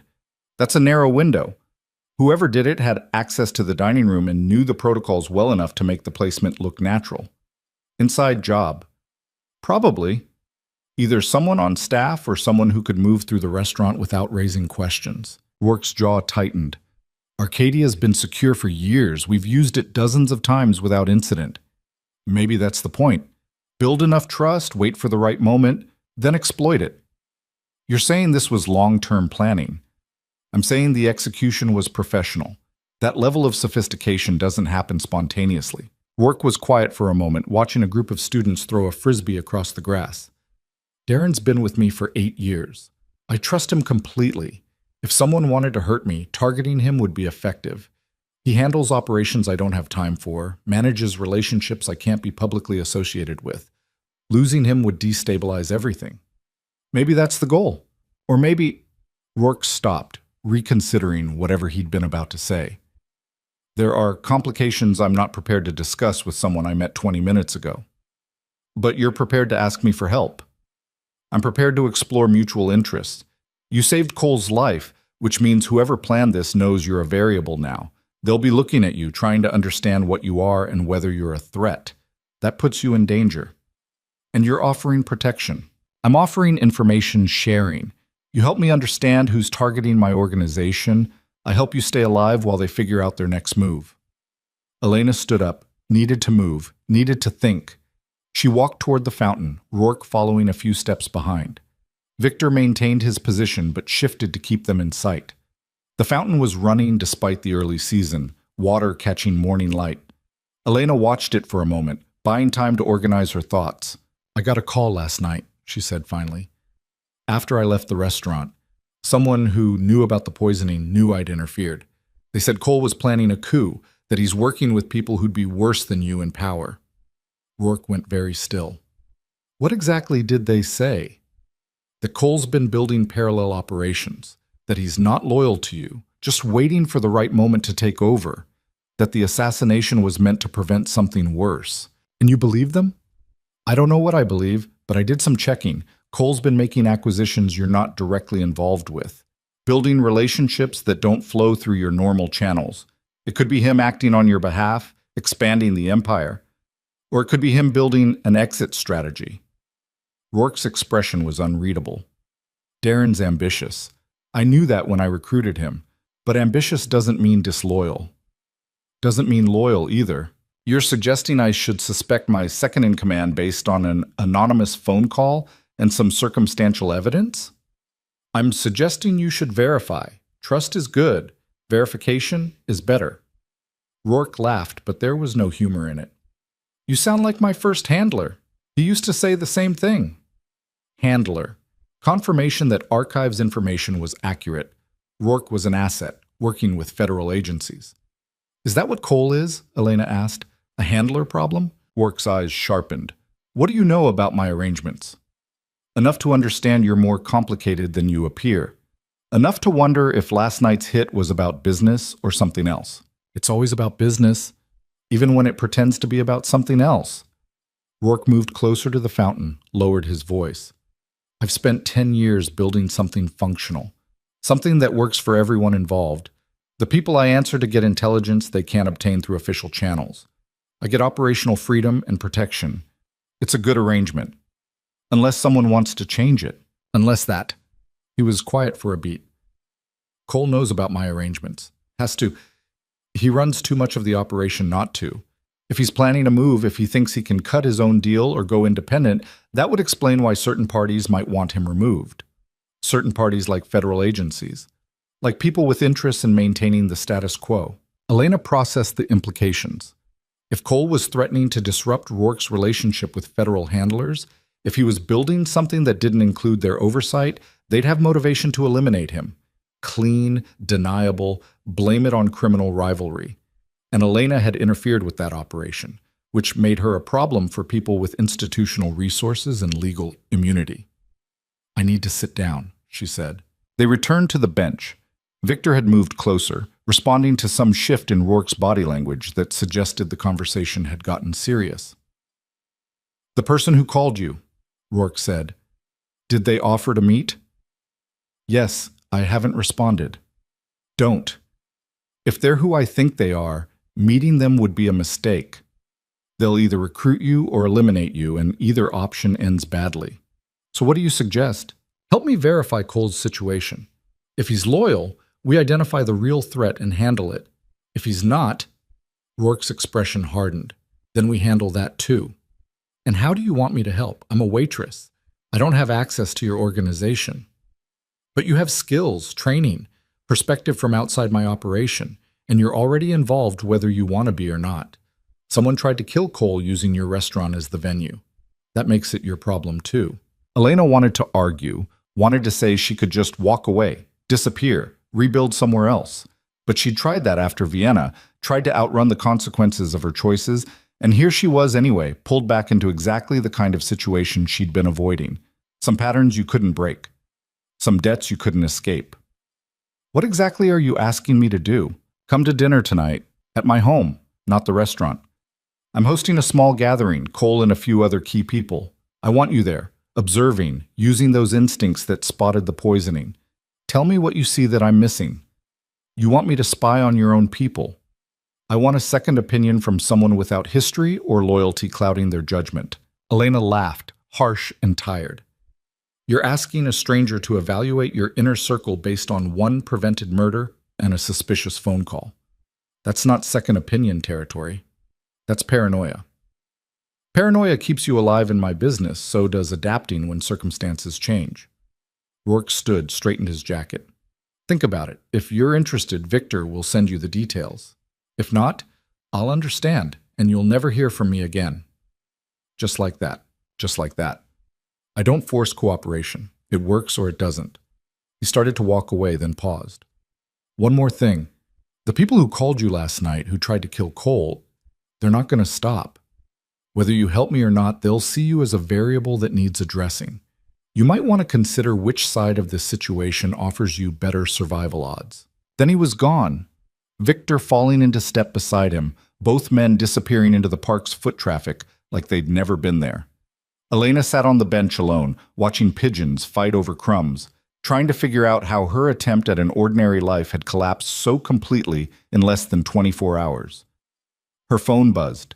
Text from an unknown number. Dinner tonight, 8 p.m. Address attached. Come alone. Saint V. She stared at the message, thumb hovering over the delete button. This was the decision point. Accept Rourke's invitation and commit to involvement, or decline and hope the situation resolved itself without pulling her deeper. Except situations like this never resolved themselves. They escalated, metastasized, pulled in everyone nearby until the blast radius was complete. Elena had learned that in Vienna. She deleted the message without responding, stood up, and started walking. No destination in mind, just movement, burning off nervous energy while her subconscious worked on the problem. The park gave way to city streets. She walked through Soho, through Tribeca, following random impulses that kept her trajectory unpredictable. Old tradecraft, probably unnecessary, but better than assuming safety. Her phone rang at 11:47. Marcus Chen, the NSA analyst. She answered. That was fast. Yeah, well, your request triggered some interesting flags. Marcus sounded stressed. Elena, what the hell are you into? That's what I'm trying to figure out. Rourke and Cole are both marked subjects. Multiple agencies, multiple classifications, some sealed so tight I can't even confirm they exist. I had to call in serious favors just to get basic background. And what did you find? Rourke's been an asset for years. Compartmented operation, probably running intelligence on organized crime networks. Cole came in as his operational lead, former military with PSYOPs background. Clean record initially, then something happened. There's a gap in his file, 6 months where he disappears from official records. After that, he surfaces working for Rourke. What happened during the gap? No idea. It's sealed at a level I can't touch. But whatever it was serious enough to end his military career and interesting enough that someone wanted the details buried. Elena filed that away. 6-month gap, sealed records, transition from military to criminal enterprise. That pattern suggested either prosecution that got quashed or recruitment into something deniable. Anything else? Yeah. There's recent activity on both files. Someone's been accessing them, running deep background checks. Started about 3 weeks ago, intensified over the last few days. Can you trace who? Not without getting myself flagged, but the access pattern suggests federal level, probably intelligence community. Someone's very interested in these guys right now. Because they're planning something, or because something's being planned against them? No way to tell from the outside. But Elena, seriously, whatever this is, it's above your pay grade. Mine too. You should walk away. Little late for that. It's never too late to walk away. Trust me on this. I've seen what happens to people who get caught between agencies playing power games. It doesn't end well. Noted. Thanks, Marcus. I owe you. Yeah, you do. And next time you call in a favor, maybe pick something that won't get both of us investigated. He hung up. Elena kept walking, processing the new information. Someone, probably the same someone who'd tried to poison Cole, was actively investigating both targets. Building a case or building justification, gathering intelligence for whatever came next. The unknown caller had been right about one thing. This was bigger than restaurant security or criminal rivalry. This was institutional, federal, the kind of operation that had budgets and legal cover and didn't care much about collateral damage. She needed to make a decision, help Rourke and risk getting pulled into whatever federal operation was developing, walk away and hope she wasn't already too far in to extract safely, or try some third option that probably didn't exist outside her imagination. She found herself standing outside a coffee shop in the West Village, the kind of place that took its espresso very seriously and charged accordingly. She went inside, ordered black coffee she didn't really want, and found a table in the back corner. The shop was half full, mostly freelancers on laptops and students with textbooks. Anonymous crowd, no one paying attention to anyone else. Good place to think. Elena pulled out her phone, opened the encrypted app, and sent a message to archive. Need full report accelerated. Timeline is compressed. Will pay premium. Response came back immediately. 24 hours. Double rate. You sure about this? No. Send it anyway. Your funeral. She pocketed the phone and drank coffee that was better than it had any right to be, staring at nothing, running scenarios. Option 1. Accept Rourke's invitation, attend the dinner, play spy for an evening. Gather information, assess threats, help him verify Cole's loyalty. Risk getting deeper into a situation that was already complicated, but potentially gain leverage and protection. Option 2. Decline everything, pack the go bag, disappear to a different city with a different identity. Start over again. Hope the federal interest in her was minimal enough that they wouldn't bother tracking her down. Option 3. Contact the unknown caller. Arrange the meeting they'd offered. Hear their side of the story. Potentially get recruited or eliminated, but at least understand what she was actually dealing with. None of them were good options. All of them had acceptable risk profiles, depending on which risks she was willing to accept. Elena finished her coffee, checked the time, 1:34 p.m., and made her decision. She'd go to Rourke's dinner, would observe Cole and the others, use her training to assess whether the coup threat was real or manufactured, would gather information before committing to any particular course of action. And if things went badly, if she found herself in a situation she couldn't manage, she'd use the gun in her waistband and the exit strategies she'd been planning since Vienna. Always have a plan, always have an exit. She texted Victor's number. "I'll be there. What's the dress code?" Response came in seconds. "Business casual. No weapons, please." Elena smiled grimly. "Define weapons. Nothing that goes bang. Everything else is negotiable." Fair enough. She had 7 hours to prepare for dinner with a crime boss and his potentially treasonous second-in-command, 7 hours to figure out how to read a room full of professional liars and identify which one was planning murder. Just another Thursday. Elena left the coffee shop and headed back toward her apartment, already running through what she'd need. Different clothes, something that looked professional but allowed movement. The Glock would stay home. Walking into Rourke's house armed was a good way to get shot by his security. But she had other options, smaller tools that didn't register as weapons until you needed them to be. The walk home took 40 minutes. She checked for surveillance, found none, but that didn't mean much. Good surveillance teams didn't get spotted twice. Her apartment was exactly as she'd left it, no signs of entry or disturbance. She locked the door behind her, wedged the chair, and started preparing. First priority, clothing. She had exactly one outfit that qualified as business casual. Black slacks, gray blouse, blazer that wasn't too formal. She laid them out on the bed, checked for stains or damage, found none. Second priority, operational gear. She couldn't bring a gun, but she had a ceramic folding knife that would pass most metal detectors, a tactical pen that looked decorative but could punch through someone's throat, and a small canister of pepper spray disguised as lipstick. She tested each item, confirmed functionality, then positioned them for easy access. Third priority, backup planning. She wrote Rourke's address on a piece of paper, photographed it, and sent the image to Archive with a timer. If she didn't check in by midnight, Archive would forward the information to law enforcement with an anonymous tip about suspicious activity. Dead man's switch, basic precaution. Finally, she spent an hour reviewing what she knew about Cole. His military record, his transition to Rourke's organization, the sealed 6-month gap in his history. His operational focus, his strategic thinking, his reputation for loyalty that might or might not be performance. She needed to watch him tonight, read his micro-expressions and body language, see if the threat was real or manufactured. By 6 p.m., she was as prepared as she could be. Elena showered, dressed, arranged her limited operational gear in pockets and positions that would be accessible but not obvious. Checked herself in the mirror. She looked professional, competent, completely unremarkable. Perfect. She left the apartment at 7:15, taking surface streets and public transit to Rourke's address in Brooklyn Heights. The neighborhood was old money trying to pretend it wasn't surrounded by gentrification, brownstones with historical markers, and private gardens hidden behind iron gates.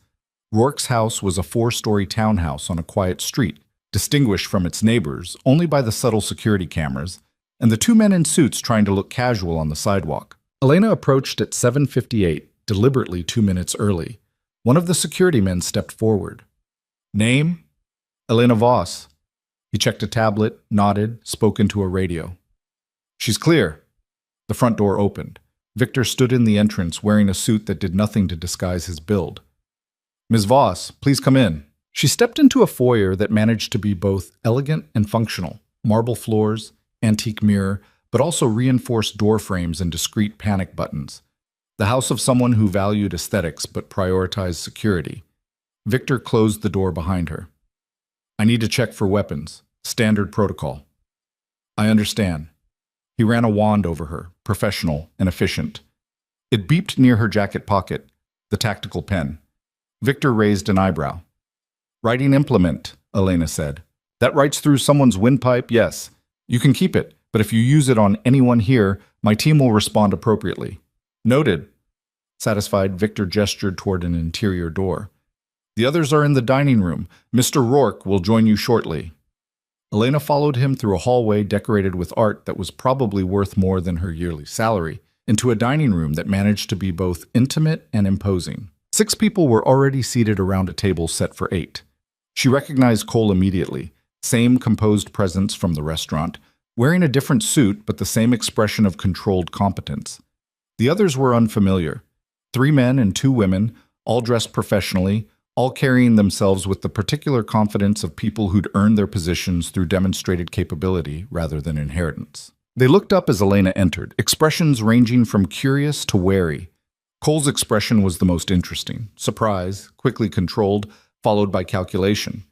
He hadn't expected her to be here. Rourke appeared from a side door carrying a wine bottle. Ah, Ms. Voss, thank you for joining us. Everyone, this is Elena. She'll be consulting with us on some security matters. Consulting. Interesting cover story. Elena took the empty seat Rourke indicated, positioned between 2 of the unfamiliar men, with clear view of Cole across the table. Strategic placement. Elena, let me introduce you, Rourke continued. You know Darren. To his right is Jennifer Marks. She handles our real estate acquisitions. Next to her is Paul Chen, logistics and operations. Michael Vance does legal work, and Maria Santos manages our financial structures. Polite nods around the table. Elena returned them, cataloging details. Marks had a lawyer's handshake, firm but brief. Chen barely made eye contact, focused on his phone. Vance was watching her with open curiosity, while Santos seemed more interested in the wine Rourke was opening. A standard corporate gathering, if you ignored the fact that they all worked for a criminal enterprise. Security consulting, Cole said, his voice neutral. That's new. Recent development, Rourke agreed. Elena has a unique perspective on some issues we've been facing. Issues. Cole's tone suggested he knew exactly which issue Rourke meant. Should we be concerned? Should we? Rourke directed the question at Elena. The whole table was watching her now, waiting to see how she'd handle being put on the spot. Elena met Cole's eyes directly. I think you should always be concerned about security. Complacency kills more people than competence. Cole smiled slightly. True enough, though sometimes paranoia kills just as many. The trick is knowing which is which. And you're here to help us know? I'm here to observe and advise. What you do with that advice is up to Mr. Rourke. Rourke poured wine, moving around the table with practiced hospitality. Elena recently identified a potential security breach at one of our regular venues. I thought it prudent to bring in fresh eyes. A breach at Arcadia? This from Marks, sounding genuinely concerned. We use that restaurant constantly. The situation's been addressed, Rourke said, but it highlighted some vulnerabilities in our protocols. Cole was still watching Elena, his expression thoughtful.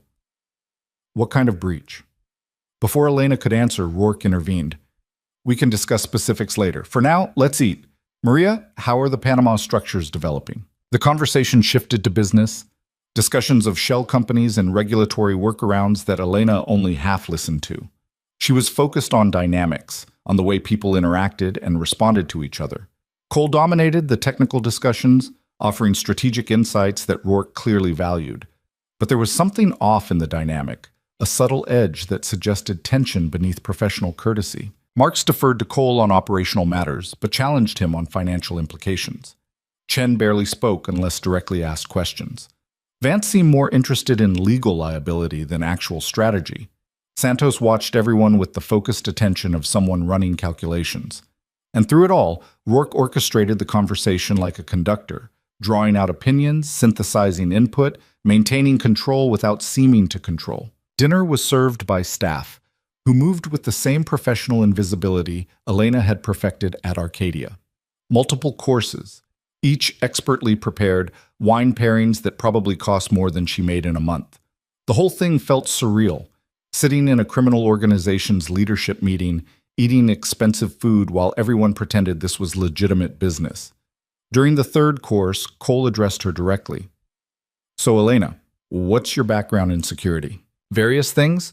Risk assessment, threat analysis, operational planning, private sector? Some government work, some private, some in between. In between, Cole's smile didn't reach his eyes. That's deliberately vague. Security consulting often is. And how did you come to Mr. Rourke's attention? Elena glanced at Rourke, who nodded slightly, permission to answer honestly. I was working at Arcadia, she said. Noticed something unusual during service, brought it to his attention. Something unusual enough to warrant a position as security consultant. Something unusual enough to suggest we had problems that needed addressing. Cole leaned back in his chair, wine glass balanced in one hand. I'm curious what you noticed that our regular security missed. Details, patterns, things that don't quite fit. Such as, Elena met his eyes, such as why someone would poison a wine glass at a table you were sitting at. The room went very quiet. Cole's expression didn't change, but something shifted behind his eyes, surprise again, followed by rapid calculation. Poison, he said finally. That's a serious accusation. It's a serious situation. Rourke set down his wine. Elena identified a contaminated glass during service last night. She prevented what would have been a fatal incident. Cole looked at Rourke, then back at Elena. You're saying someone tried to kill me. Someone tried to kill someone at your table. You were the most likely target based on positioning and glass placement. And you just noticed this. I notice things. It's what I do. The other attendees were watching the exchange with varying degrees of alarm. Marks looked genuinely shocked, while Santos had gone very still, her earlier wine-loosened casualness replaced by sharp focus. Who placed the glass? Cole asked. Unknown. The contamination happened during setup, before service. Could have been staff, could have been someone with access who knew the schedule. Inside job, Vance said quietly. That's what you're suggesting. Elena shrugged, or very good advanced planning by someone outside. Either way, it represents a significant security breach. Cole was quiet for a long moment, processing. When he spoke again, his voice was carefully controlled. Mr. Rourke, may I speak with you privately? Later. First, let's finish dinner and discuss this as a group. If there's a security breach, everyone here needs to understand the implications. The meal continued, but the comfortable atmosphere was gone, replaced by tension and suspicious glances. People who'd been collaborating professionally were now evaluating each other as potential threats. Exactly what Elena had expected, exactly what Rourke had probably wanted. She watched Cole throughout the remainder of dinner, looking for tells, for micro-expressions that would reveal whether he was victim or architect.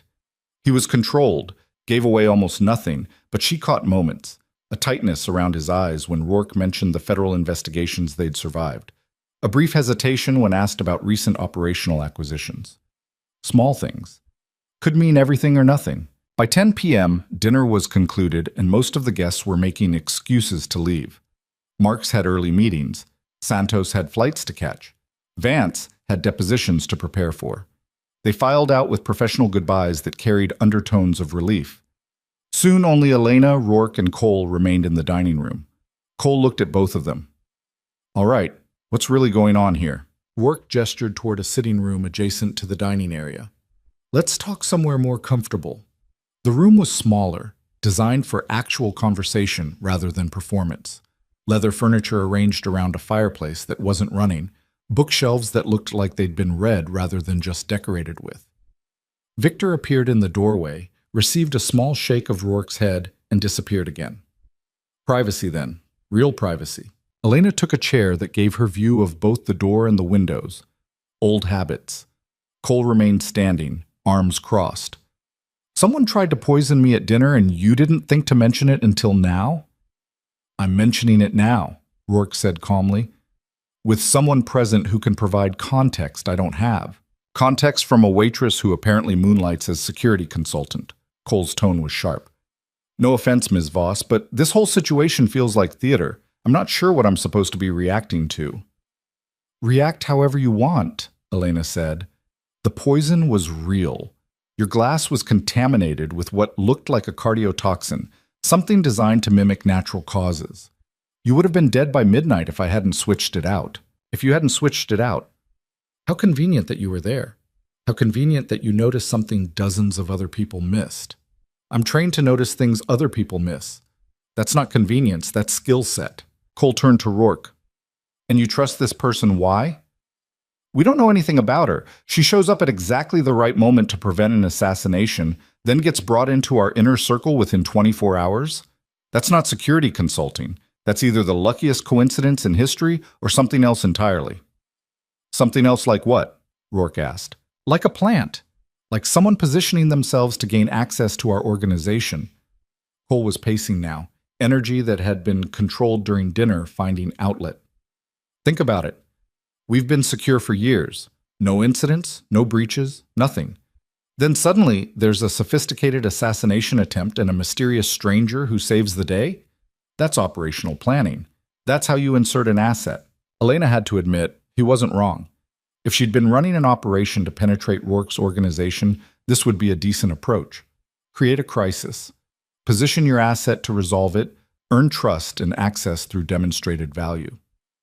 If I wanted access to your organization, Elena said, there are easier ways than staging a murder attempt. Ways that don't involve federal attention and dead bodies. Unless the point is to destabilize us, create chaos, insert yourself as the solution, then manipulate from inside. Cole looked at Rourke. I need to know who vetted her. I need to know what background checks were run, what her real history is. I've done preliminary research, Rourke said. Elena has government security background, specialized training, no current affiliations. She's exactly what she appears to be, someone trying to live quietly who got pulled into our situation by circumstance. Or someone who manufactured the circumstance. To what end? Elena asked. Seriously, think it through. If I'm a plant, who am I working for? If I wanted you dead, you'd be dead. I had access to that glass before I switched it out. If I wanted to infiltrate, I've had 11 months working at Arcadia without making contact. What's my actual motivation here?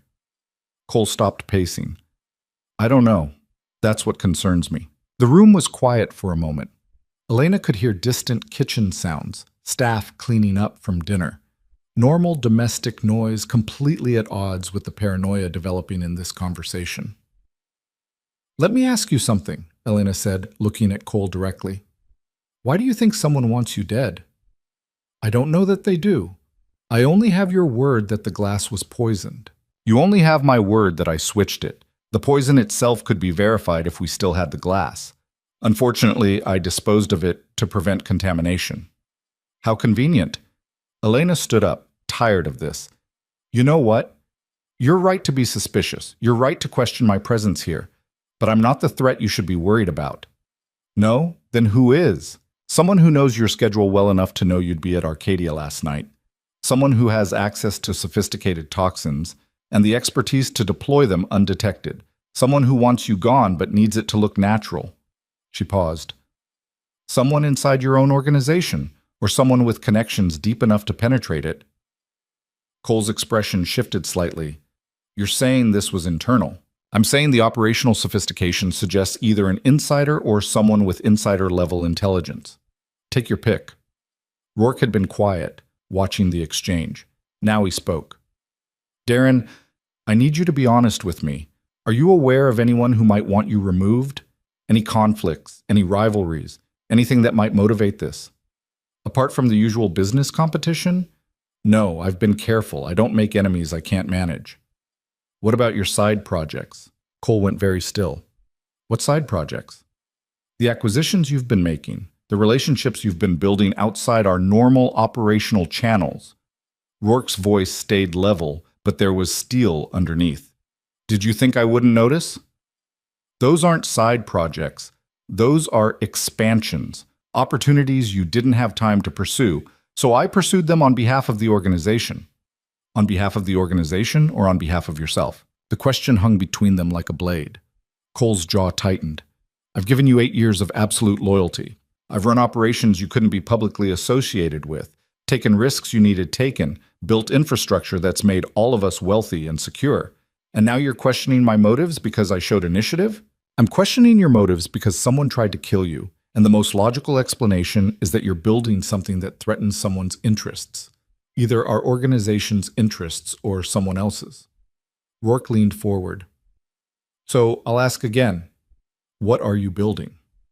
Cole looked at Rourke for a long moment, then sat down heavily. Insurance. Explain. You're an asset. You work with federal agencies, provide them intelligence, maintain relationships that keep us protected.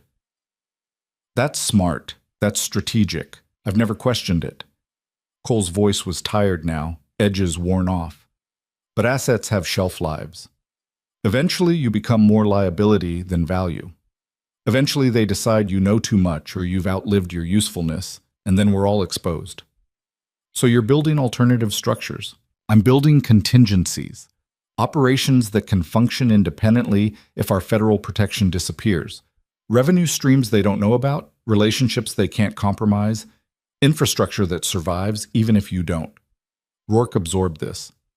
And these contingencies, are they designed to survive without me specifically, or without the organization entirely? Without you if necessary. I'm not planning a coup, Adrian. I'm planning for succession. You're 52. You've survived multiple attempts on your life, multiple investigations, more stress than most people experience in 10 lifetimes. What happens when you decide you're done? What happens to the people who depend on this organization for their livelihoods? You could have discussed this with me. Could I? When? During which conversation where you're not managing federal handlers or dealing with the latest crisis? You're brilliant at maintaining the machine, but you don't think about what happens when the machine needs new management. Elena watched the exchange, fascinated despite herself. This wasn't the coup the unknown caller had described. This was something more complicated, legitimate succession planning tangled up with personal ambition and institutional paranoia. So someone found out about your contingencies, Rourke said slowly. Someone who benefits from the current arrangement and sees your planning as a threat. That would be my guess. And if I had to narrow it down, I'd look at our federal contacts first. They like the arrangement we have. They like having a cooperative asset with deep criminal networks. Me building independent operations threatens that. You think federal agencies tried to kill you? I think someone with federal resources and motivation did. Whether that's official or someone acting independently, I don't know. Elena's phone buzzed. She checked it quickly. Message from archive. Full report ready? Download link attached. Read it somewhere secure. She pocketed the phone. I got a call last night, after I left the restaurant. Someone who knew about the poisoning knew I'd interfered. They told me Cole was planning a takeover, that he was working with dangerous people, that the assassination was necessary to prevent something worse. Both men looked at her. And you're just mentioning this now? Rourke asked. I'm mentioning it when it's relevant. They wanted to meet, said they could show me proof. I haven't responded. Don't, Cole said immediately. If they're who I think they are, meeting them would be a mistake. They'll either recruit you as an asset or eliminate you as a liability. That's what Rourke said this morning. Cole glanced at Rourke. You've already had this conversation with her. We met earlier, discussed the situation, assessed options. Rourke stood, moved to a side table where crystal decanters waited. He poured 3 glasses of whiskey without asking if anyone wanted it, handed them out.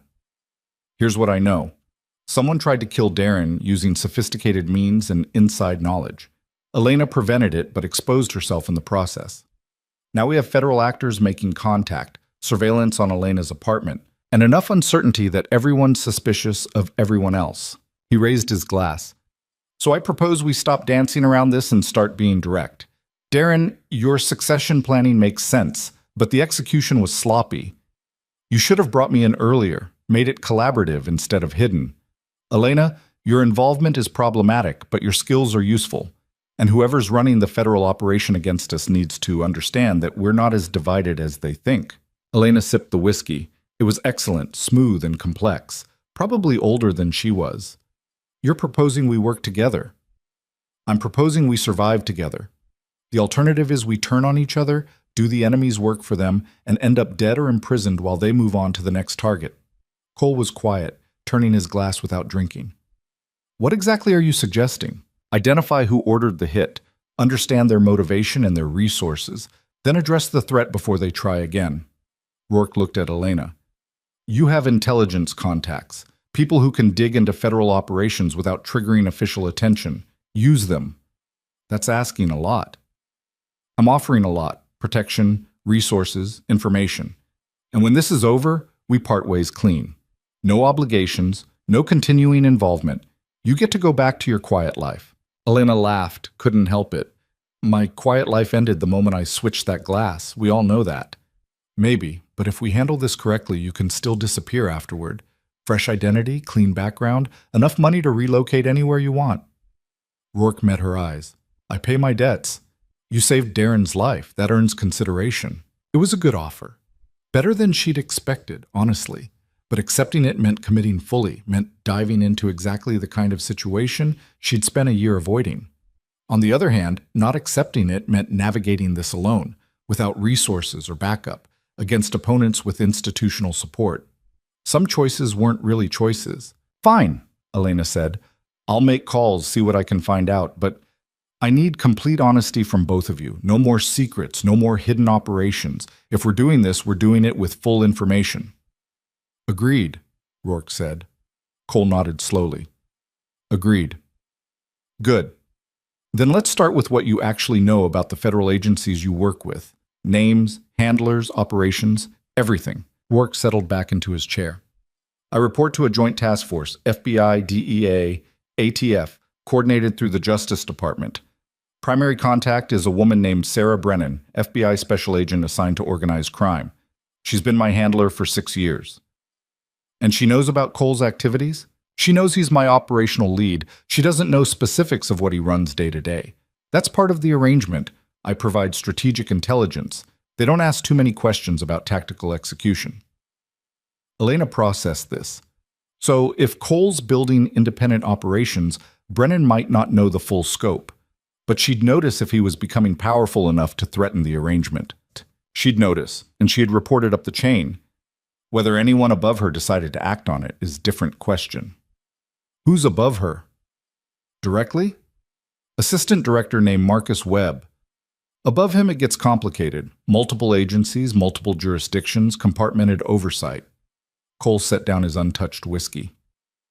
You think Brennan ordered the hit? I think Brennan might have reported concerns that led someone else to order it. She's by the book, plays within rules. Assassination isn't her style. But Webb? Rourke hesitated. Webb's more pragmatic, less concerned with rules than results. If he thought removing Darren would stabilize a valuable asset, he might authorize it. Elena pulled out her phone, opened the encrypted app. I need photos of both of them, Brennan and Webb, and anyone else in the oversight chain who might have access to operational resources. I can get you photos, but Elena, these people are dangerous. They have legal authority, institutional protection, and decades of experience running operations against targets much more sophisticated than us. Then it's a good thing I used to be one of them. Both men looked at her sharply. You were federal? Cole asked. I was something adjacent to federal, close enough to know how they think, how they operate, what their vulnerabilities are. Elena finished her whiskey. And close enough to know that people like Webb aren't untouchable. They just think they are. Rourke's expression shifted, reassessing. What agency? One that doesn't officially exist. One that handled problems other agencies couldn't acknowledge. She stood. I need to go. I have calls to make, research to do. I'll contact you tomorrow with whatever I find. Take Victor with you, Rourke said. Security until we understand the threat better. I work alone. Not anymore. Victor's good. He knows when to stay invisible. But if federal operators are actively targeting people involved in this situation, you need backup. Elena wanted to argue, wanted to maintain her independence. But Rourke wasn't wrong. She was exposed now, visible to people with resources she couldn't match alone. Fine, but he follows my rules. When I say disappear, he disappears. Understood. Rourke pulled out his phone, sent a quick text. He'll meet you outside. Cole stood as well. Miss Voss, I apologize for my suspicion earlier. You were right. I was reacting to theater instead of substance. You were protecting yourself. That's not unreasonable. Still, thank you for saving my life. Even if I'm not entirely sure why you did it. Elena smiled slightly. Neither am I, honestly. Bad habit of mine, preventing murders. She left through the front entrance, found Victor waiting on the sidewalk next to a dark sedan. He nodded to her, professional and economical. Where to? My apartment. Then probably somewhere else. I'll let you know. They drove in silence. Elena used the time to download Archive's full report, scanning through pages of detailed intelligence on Rourke, Cole, and the federal oversight structure. Most of it confirmed what she already knew. But there were additions, details that made the situation more complex. Sarah Brennan had a history of asset management in organized crime cases. Successful track record, several major prosecutions. Reputation for playing the long game. But her cases often featured convenient deaths of secondary targets, people who threatened her primary assets' cooperation. Marcus Webb had deeper connections. Former CIA, before moving to FBI, specialized in counterintelligence and covert operations. He'd been involved in several programs that had later been investigated for overreach, but nothing had stuck to him personally, and there was a note at the bottom of Webb's file. Known associate of Operation Clearwater, sealed program involving elimination of compromised assets. Operation Clearwater. Elena had heard whispers about it during her time in the intelligence community. A cleanup program, allegedly, for situations where assets became liabilities. Deniable, compartmented, operating outside normal oversight. The kind of program that would absolutely poison someone at a restaurant and make it look natural. She sent a message to Archive. Need everything available on Operation Clearwater. Marcus Webb connection. Priority urgent. Response. That's going to cost you. And I mean really cost you. Are we talking career-ending information gathering here? We're talking life-ending if I don't get it. 24 hours, triple rate. And Elena, be careful with this. Clearwater has a body count. They arrived at her apartment. Elena told Victor to wait in the car, went up alone. The apartment was still secure, still empty, still exactly as she'd left it. She grabbed the go bag, changed into more practical clothing, and loaded her laptop into a messenger bag.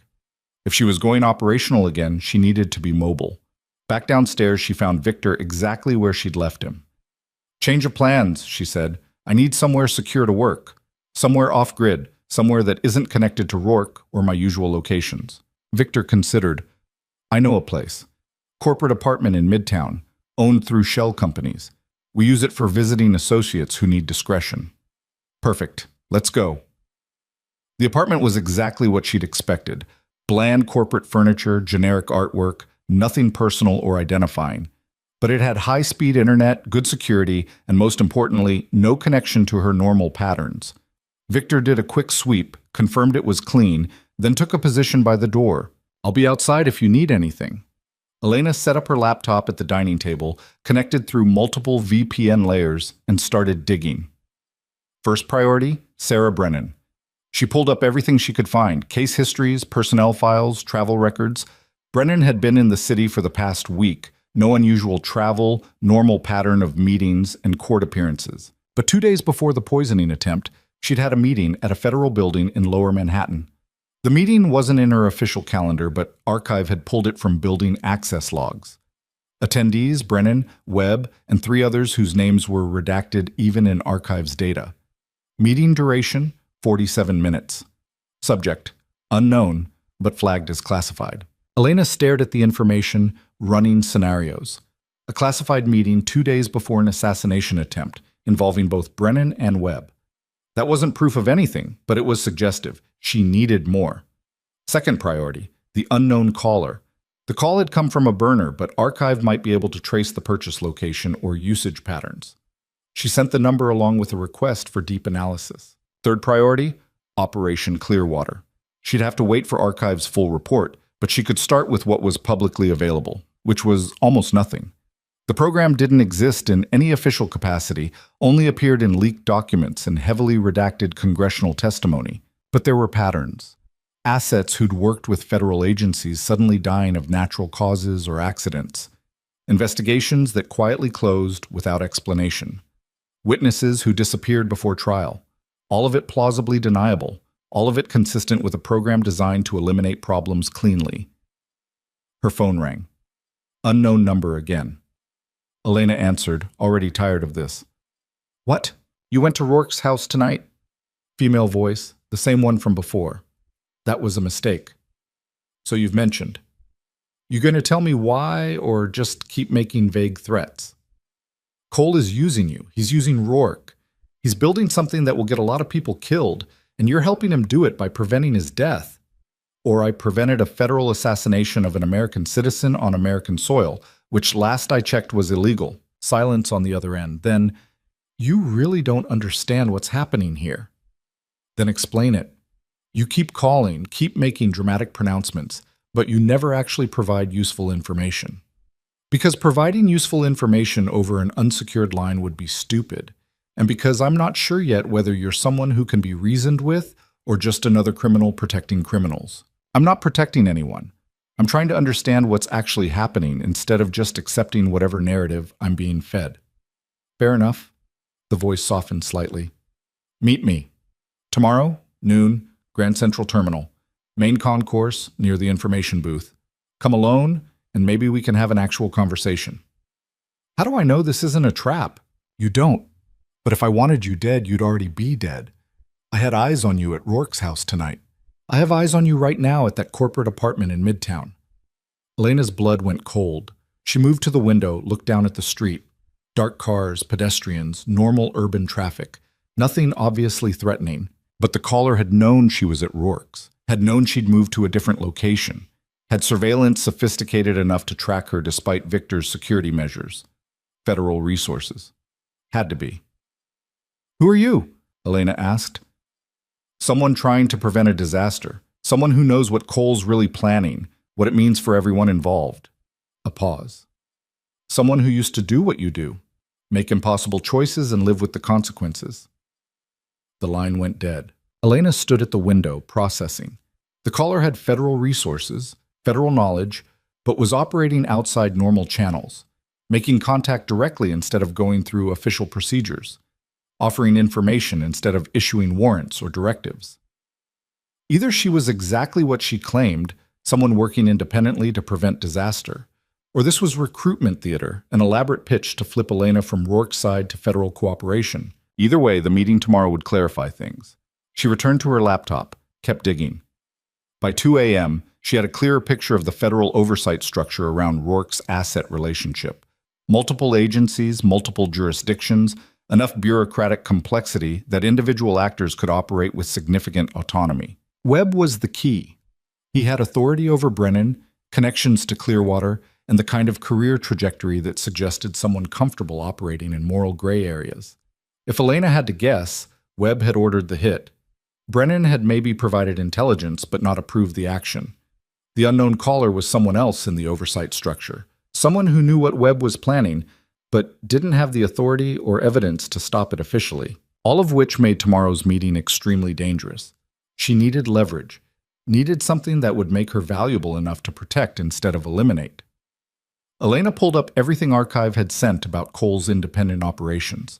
If she could understand what he was actually building, understand why it threatened federal interests, she might be able to negotiate from a position of strength instead of ignorance. The operations were complex, shell companies in 3 different countries, shipping routes that didn't appear in official manifests, financial structures designed to move money without triggering reporting requirements.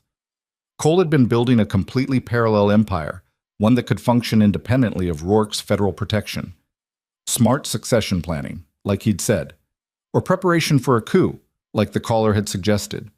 The question was which interpretation Webb believed. By 4 a.m., Elena's eyes were burning and her brain felt like static.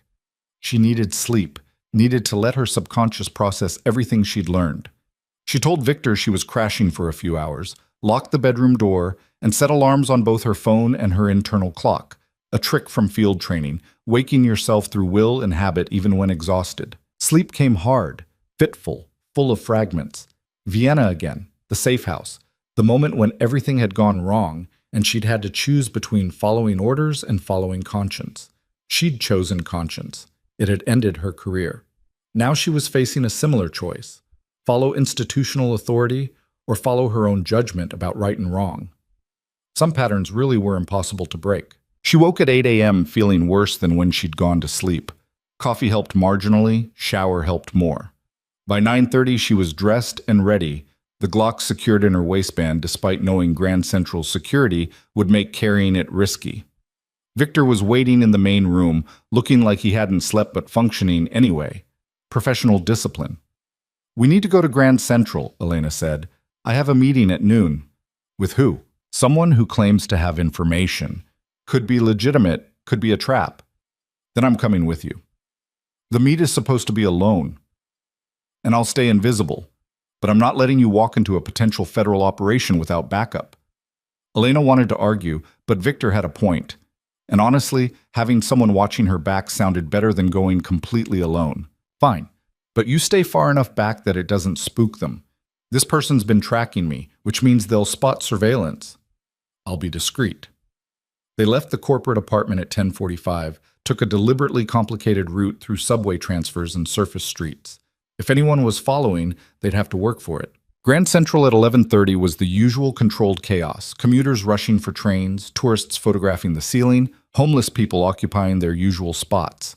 The main concourse echoed with announcements and footsteps, thousands of people creating a constant acoustic texture.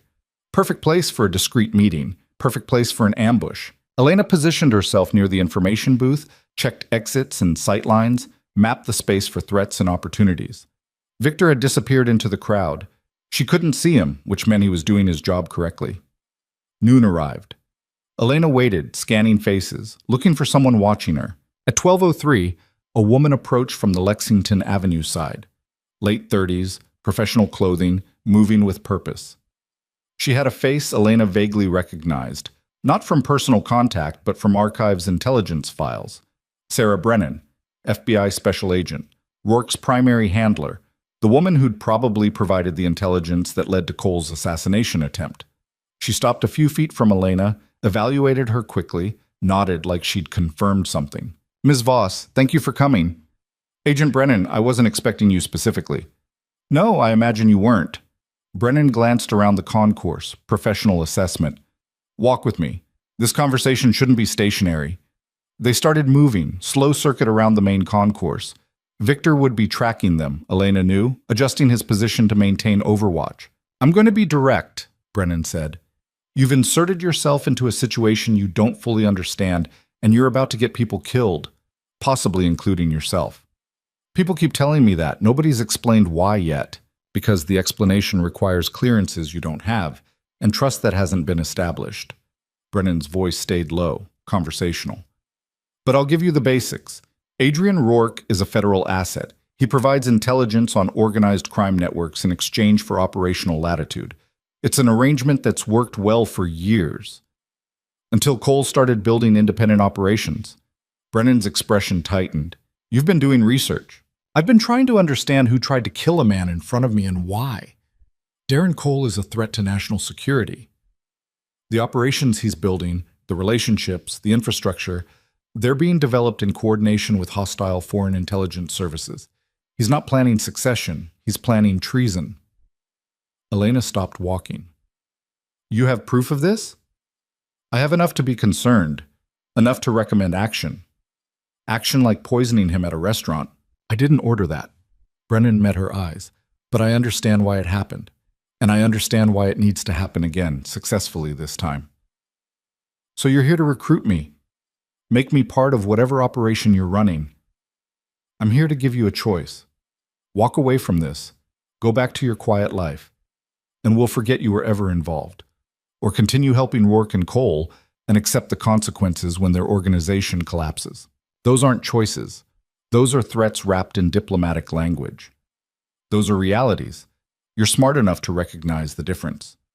Brennan started walking again. "Rourke's protection only extends so far.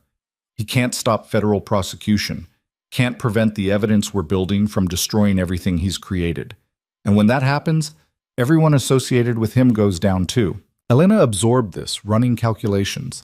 If Brennan was telling the truth, if Cole really was working with foreign intelligence, then stopping the assassination had been a mistake. She'd saved someone who deserved to be stopped. But if Brennan was lying, if this was just justification for eliminating a threat to federal control, then Elena had made the right choice. The problem was she didn't know which version was true. "Show me the evidence," Elena said. Show me proof that Cole's working with foreign services, and I'll consider your offer. I can't show you classified intelligence. Then I can't help you. I'm not taking anyone's word on faith. Not yours, not Rourke's, not anyone's. Evidence or nothing. Brennan stopped at a coffee vendor, bought 2 cups without asking if Elena wanted one. She handed one over anyway. There's a warehouse in Red Hook, Brennan said quietly. Industrial area, minimal traffic. Cole's been meeting someone there every Thursday night for the past 6 weeks. We don't have clear identification of who he's meeting, but the pattern is consistent with intelligence handoffs. You've been surveilling him.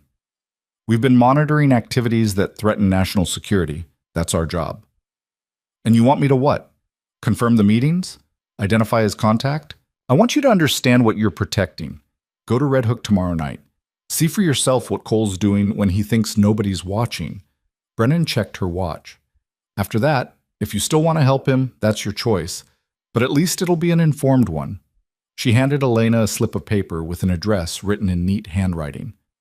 Tomorrow night, 10 p.m. Come alone, stay out of sight, watch what happens, and draw your own conclusions. Brennan turned and walked away, disappearing into the crowd with practiced efficiency. Elena stood in the middle of Grand Central Terminal, holding coffee she didn't want, and an address that might be a trap, trying to figure out who was lying and who was telling something close to truth. Victor materialized beside her. Everything okay? Define okay. You're still standing and nobody tried to kill you. That's my baseline. Elena almost laughed. Yeah, I'm fine. Let's get out of here. They left through the Vanderbilt Avenue exit, caught a cab heading downtown. Elena gave the driver an address 3 blocks from the corporate apartment, paid in cash, walked the rest.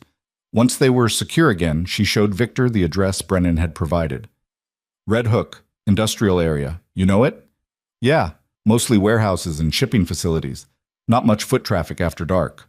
Cole's supposedly meeting someone there tomorrow night. Brennan wants me to surveil it, see what he's doing. And you're considering this? I'm considering every option that gives me more information. Right now, I'm operating blind, trusting people I have no reason to trust, making decisions that could get me killed based on incomplete intelligence. She sat down heavily. I need to see something real, something that isn't filtered through someone else's agenda. Victor nodded slowly. Then we do proper surveillance, good equipment, multiple positions, complete operational security. If Cole's meeting someone, we document it and analyze afterward. We? You think I'm letting you do this alone? Rourke would have my head. Plus, surveillance is better with 2 people. One watches, one documents. Elena considered this. She'd worked alone for so long, maintained independence so carefully. But Victor had a point, and having someone trustworthy watching her back might mean the difference between gathering intelligence and walking into an ambush. All right, tomorrow night, but we prep properly, plan for every contingency, have multiple exit strategies. Wouldn't do it any other way. They spent the rest of the day planning.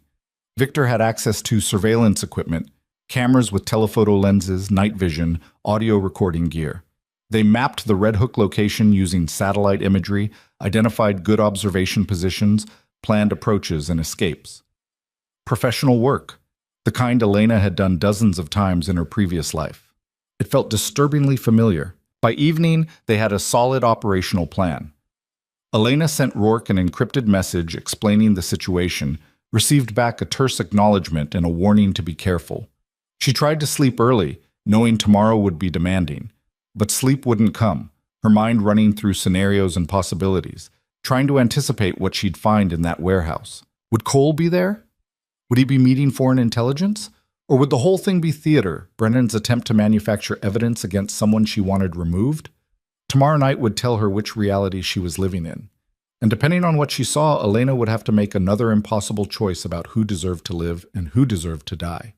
Some patterns really were impossible to break. The warehouse district in Red Hook looked like the kind of place where bad decisions went to become worse ones.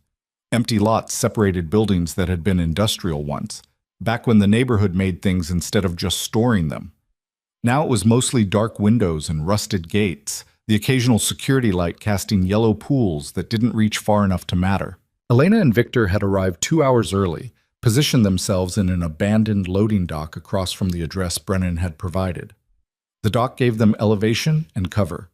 good sight lines to the warehouse entrance and the street approach.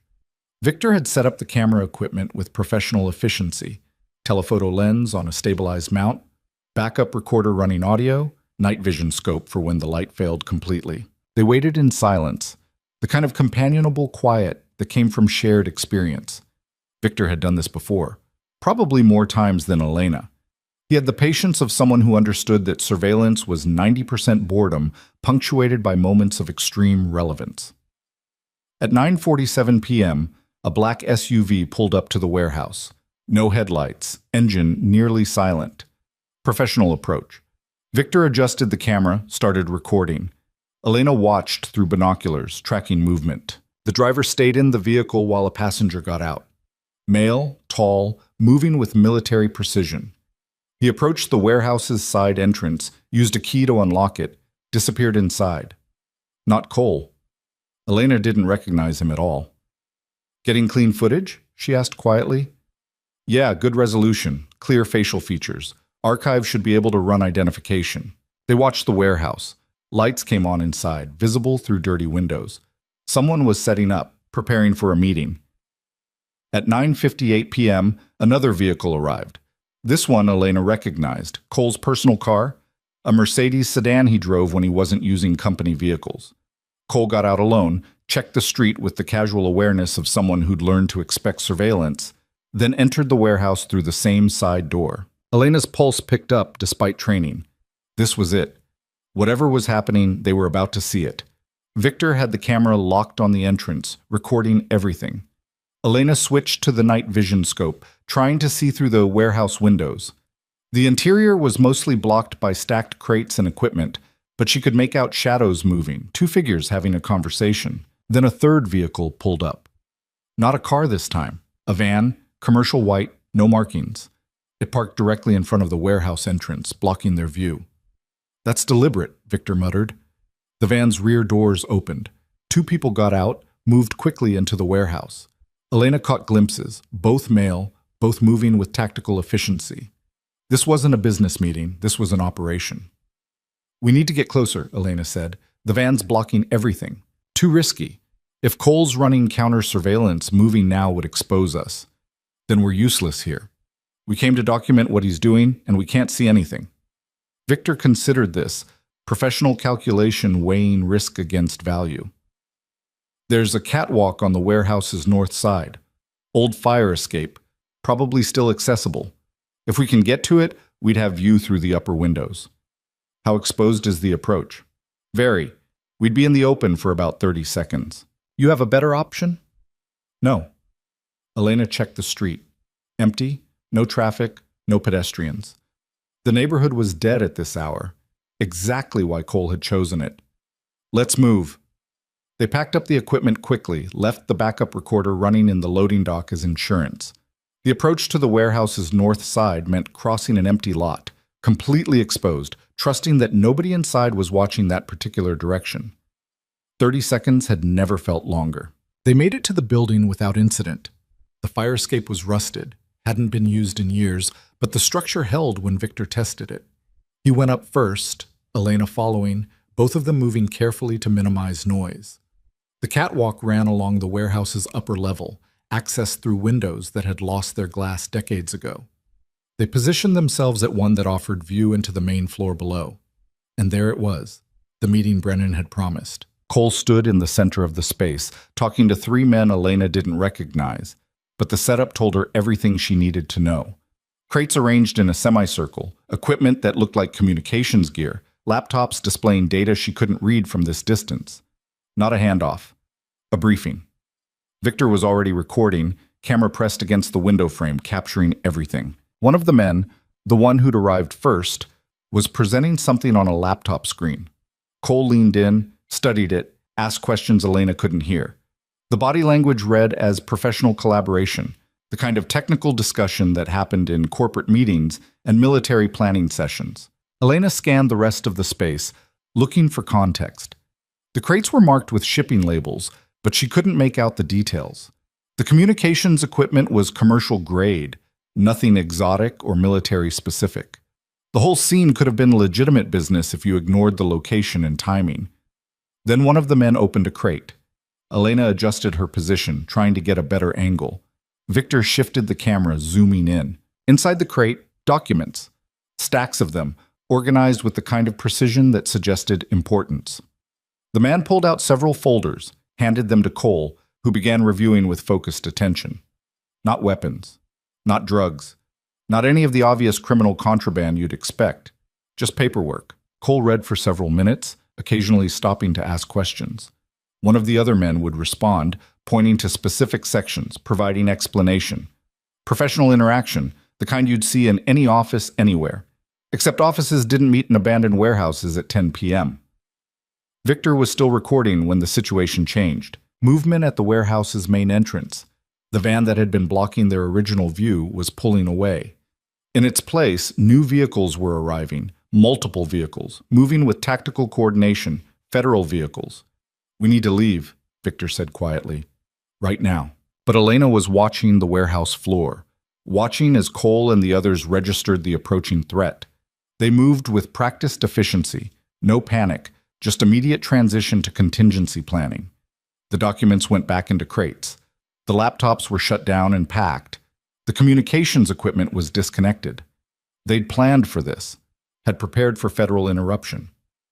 Then the warehouse doors exploded inward. Flashbang grenades, shouted commands, tactical teams in full gear pouring through multiple entrances. The sound was overwhelming even from the catwalk, disorienting chaos designed to paralyze targets. Elena watched Cole drop to the ground, hands visible, offering no resistance. The three men with him did the same. Professional discipline, knowing when to fight and when to comply. The tactical team secured them quickly, professional execution. Elena recognized the uniforms, FBI, same agency Brennan worked for. This was her operation, her people, moving on intelligence she'd developed, or intelligence she'd manufactured. Victor had the camera documenting everything, recording the arrest, the seizure of materials, the careful processing of evidence that would later justify whatever narrative the Bureau wanted to tell. "Elena, we really need to go. They're going to sweep the building." He was right. Standard procedure after a tactical entry: secure the primary target, then clear the surrounding area for additional threats. The catwalk would be checked within minutes.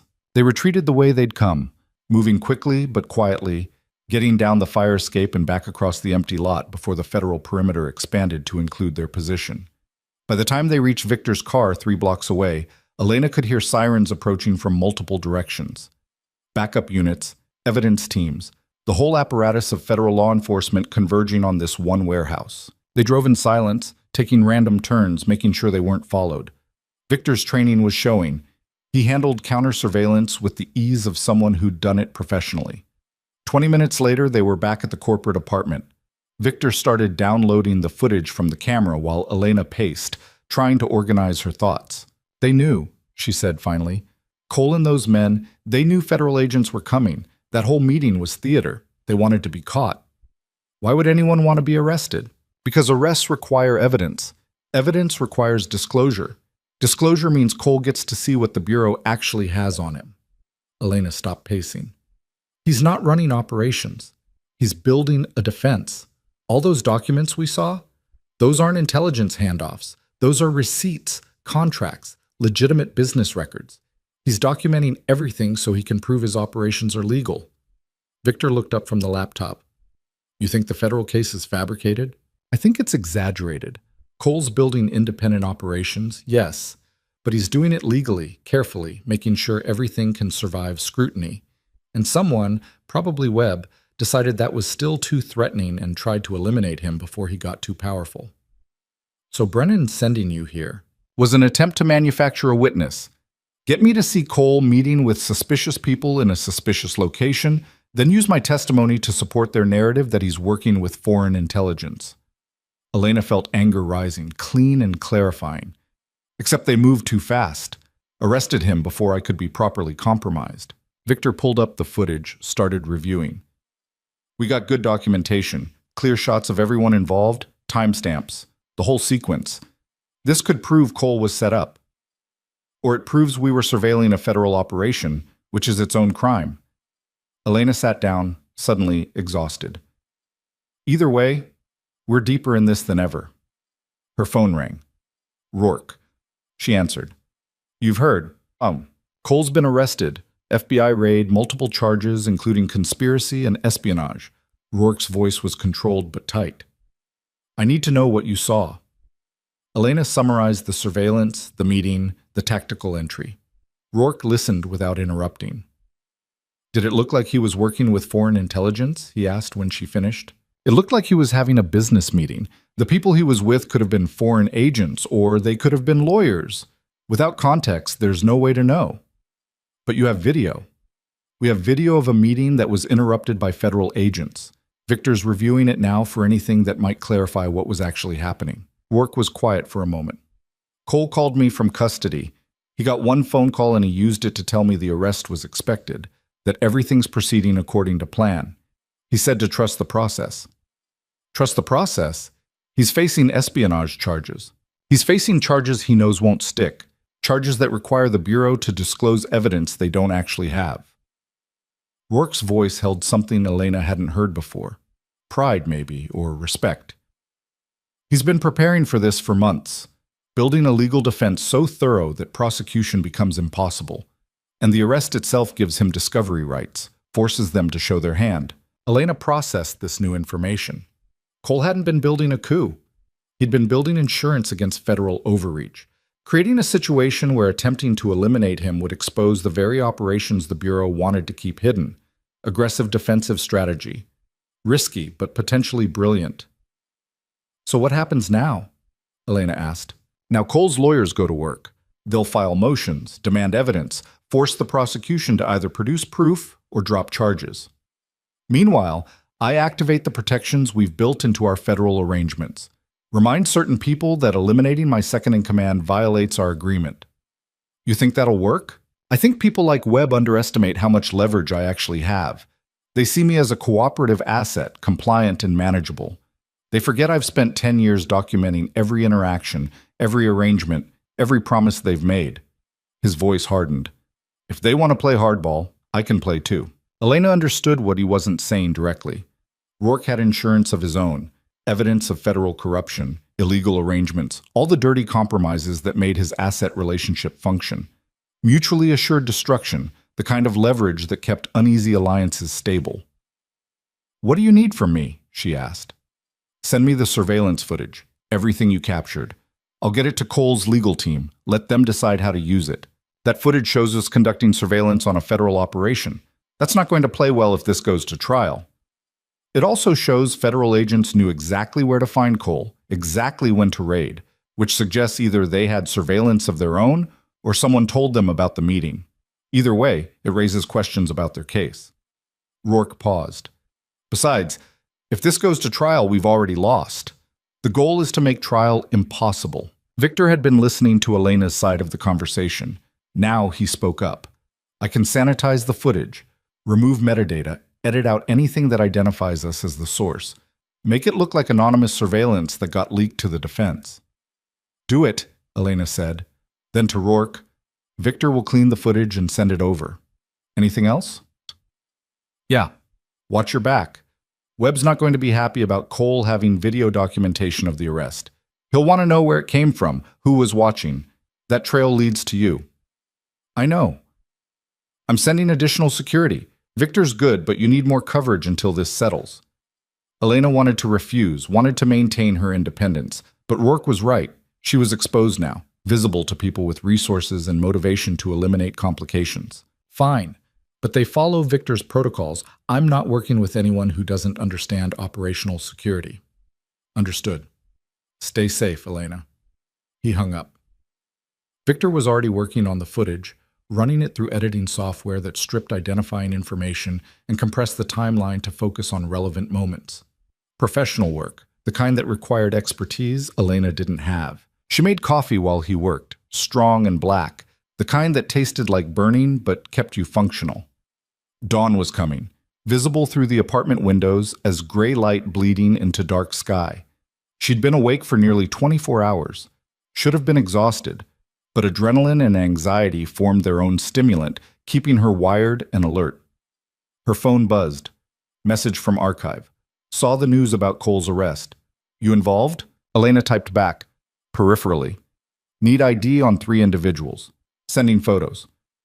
She pulled frames from Victor's footage, isolated the best facial shots of the 3 men who'd met with Cole, sent them encrypted. Archive responded, 2 hours. And Elena, be careful. Webb's people are looking for you. That wasn't surprising, but it was concerning. Webb would have figured out by now that the assassination attempt had been interrupted, would have traced it back to Elena through restaurant records and Rourke's subsequent contact. Now Cole's arrest had produced unexpected video evidence, and Webb would want to know where it originated. All roads pointed to her. Footage is clean, Victor announced. Sanitized metadata, removed audio, compressed to just the relevant sequence. Looks like it came from a security camera someone hacked, not live surveillance. Send it to Rourke's encrypted drop. Don't use any server that can be traced back to us. Victor nodded, started the upload process. While it ran, he pulled up news coverage of the arrest. The official story was already taking shape. FBI sources described Cole as a mid-level organized crime figure involved in international smuggling and money laundering. The espionage charges were mentioned but not detailed, hidden behind national security classifications. Standard practice: arrest someone publicly on dramatic charges, then quietly adjust the narrative when the evidence doesn't support prosecution. Except Cole wasn't going quietly. His lawyers had already issued statements demanding immediate access to evidence, questioning the legal basis for the arrest, suggesting federal overreach and political motivation. Aggressive defense. Exactly what Rourke had described. Elena's phone rang again. Unknown number, different from Brennan's previous calls. She answered. This is getting old. Ms. Voss. Male voice, older, authoritative. My name is Marcus Webb. I think we should talk. There it was. The person behind the assassination attempt, the federal overseer who'd decided Cole was too dangerous to survive, calling her directly instead of working through intermediaries. Elena put the phone on speaker so Victor could hear. What do we have to talk about? Your involvement in a federal investigation, your surveillance of an ongoing operation, your apparent cooperation with targets of that investigation. Webb's voice stayed calm, professional. These are serious matters, Ms. Voss. They require serious conversation. I'm not involved in any federal investigation. I'm a private citizen who happened to prevent a murder. A murder that was a sanctioned operation against a legitimate national security threat. Your interference has complicated a carefully planned action. You mean your attempted assassination of an American citizen on American soil? That complication? Silence on the other end. When Webb spoke again, his voice had changed. Less professional courtesy, more naked power. You need to understand something. I've been doing this work for 30 years. I've managed assets, run operations, made decisions that kept this country safe from threats you can't imagine. And I don't need someone with a confused sense of morality interfering with work that's essential to national security. National security, that's what you call eliminating people who threaten your authority. I call it preventive action against individuals whose activities endanger federal operations and American interests. Cole was building relationships with hostile foreign services, developing infrastructure that would facilitate espionage, and worse, removing him was necessary. Then prove it. Show me the evidence that justifies assassination. I don't need to justify my decisions to you. I need you to stop interfering with ongoing operations. Elena felt anger crystallizing, the same anger that had ended her career in Vienna. Here's what I think is actually happening. Cole started building operations you couldn't control. That threatened your asset arrangement with Rourke, threatened your access to intelligence you've been using to build your career. So you decided to eliminate him before he became powerful enough to challenge federal authority. This isn't about national security. This is about control. You're wrong. Am I? Then release the evidence. Show everyone what Cole was actually doing instead of hiding behind classification. If you're right, if he's really a traitor, prove it. Webb laughed, bitter and tired. You sound like someone who still believes the system works. Someone who thinks truth and justice matter more than necessity and results. I used to be like that. Then I spent a few years in the field, saw what actually happens when good intentions meet bad actors. Learned that sometimes the only way to prevent disaster is to make choices that don't fit comfortable moral frameworks. I've made those choices. I know what they cost. That's why I'm not making them anymore. Then you're in the wrong business.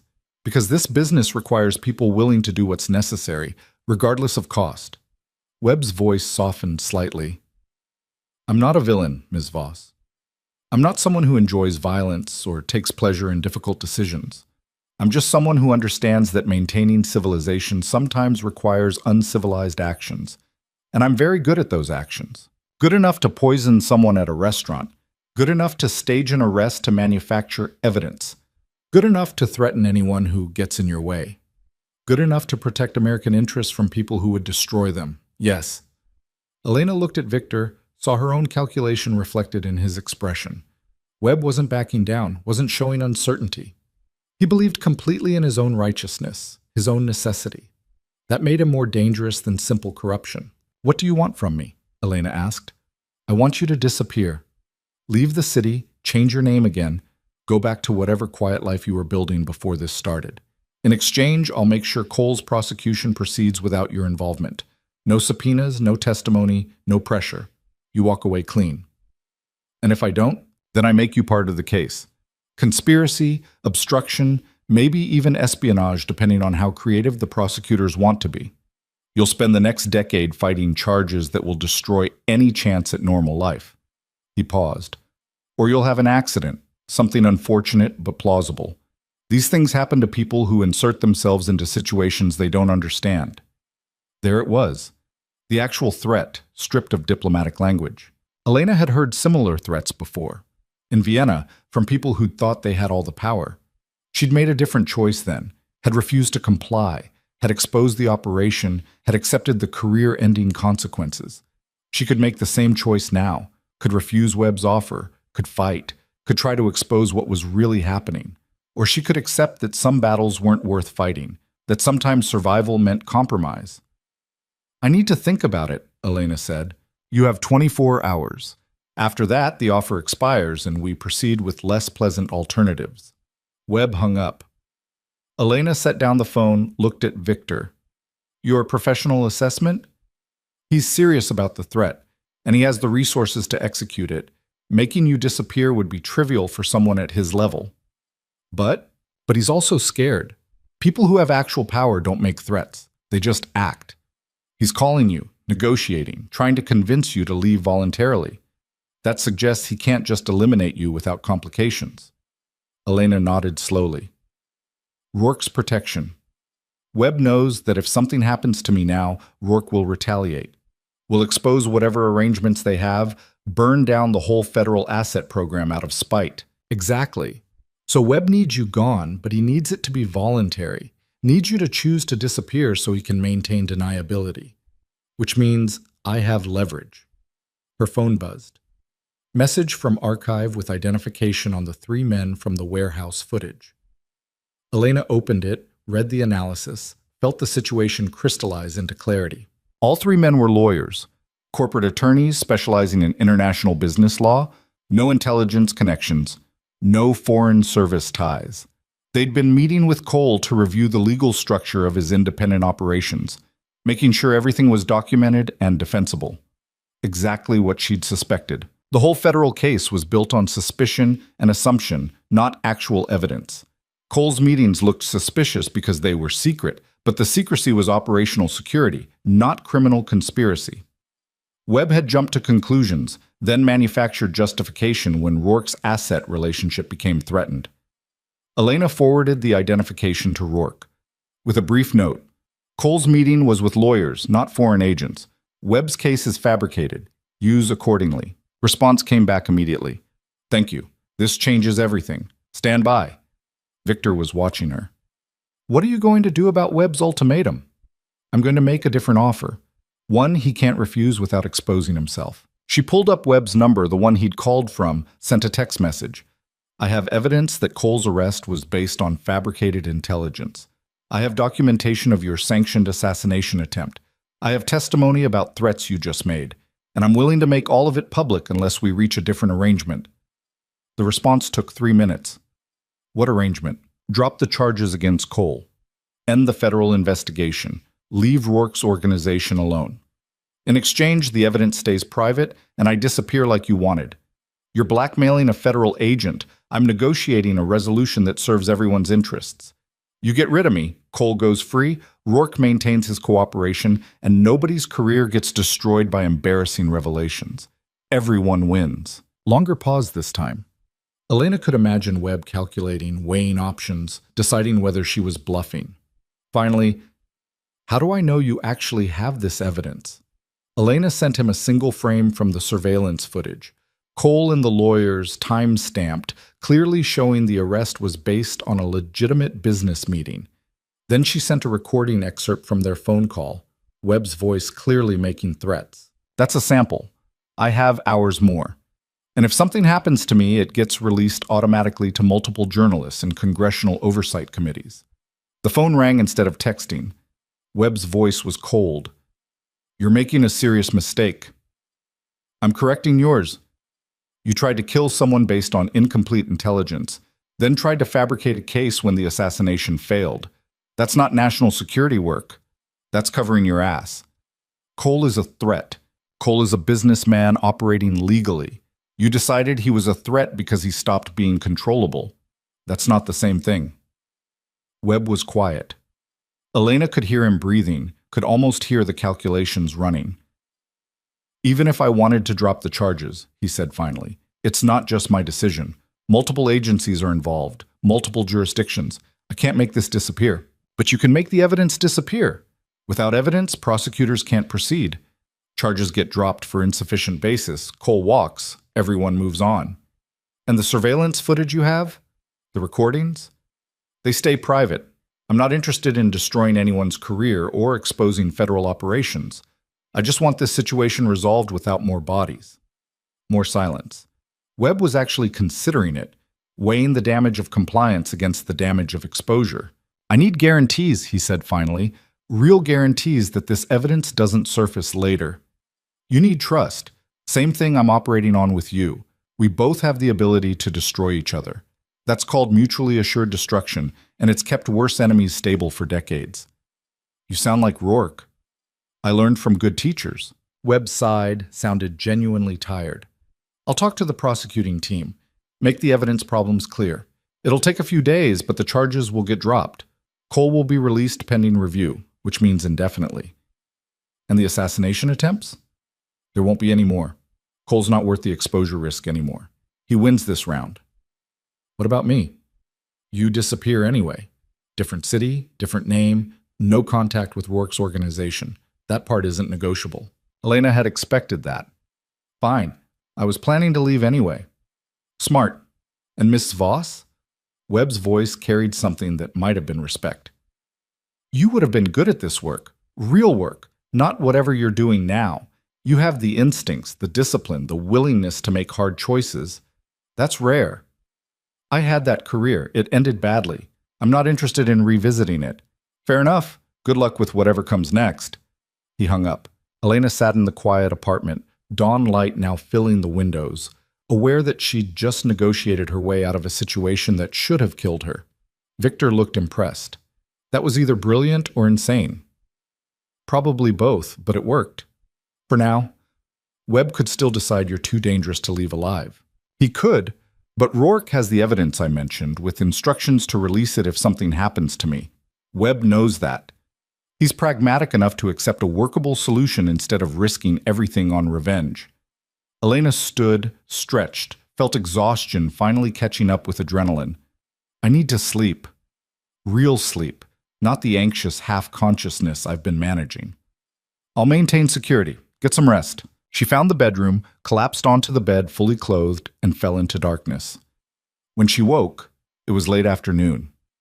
14 hours of sleep, her body claiming what it needed.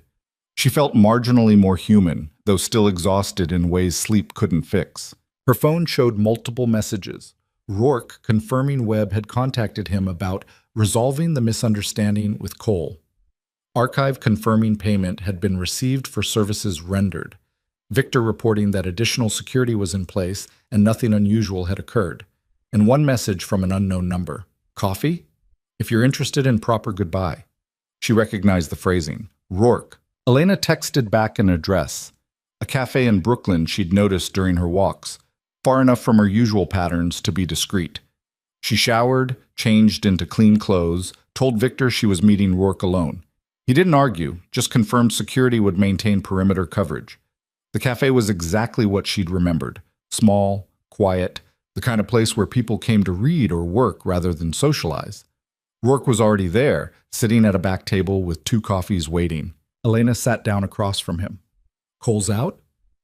Released an hour ago. All charges dropped. Federal apology for the misunderstanding. The whole performance. Rourke smiled slightly. Webb actually called personally to explain that the evidence had been misinterpreted, that Cole's activities were entirely legitimate. It was almost convincing. He's good at his job. Doesn't make him right, just competent.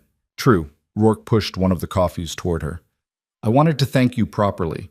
For saving Darren, for helping resolve this situation, for not getting killed in the process.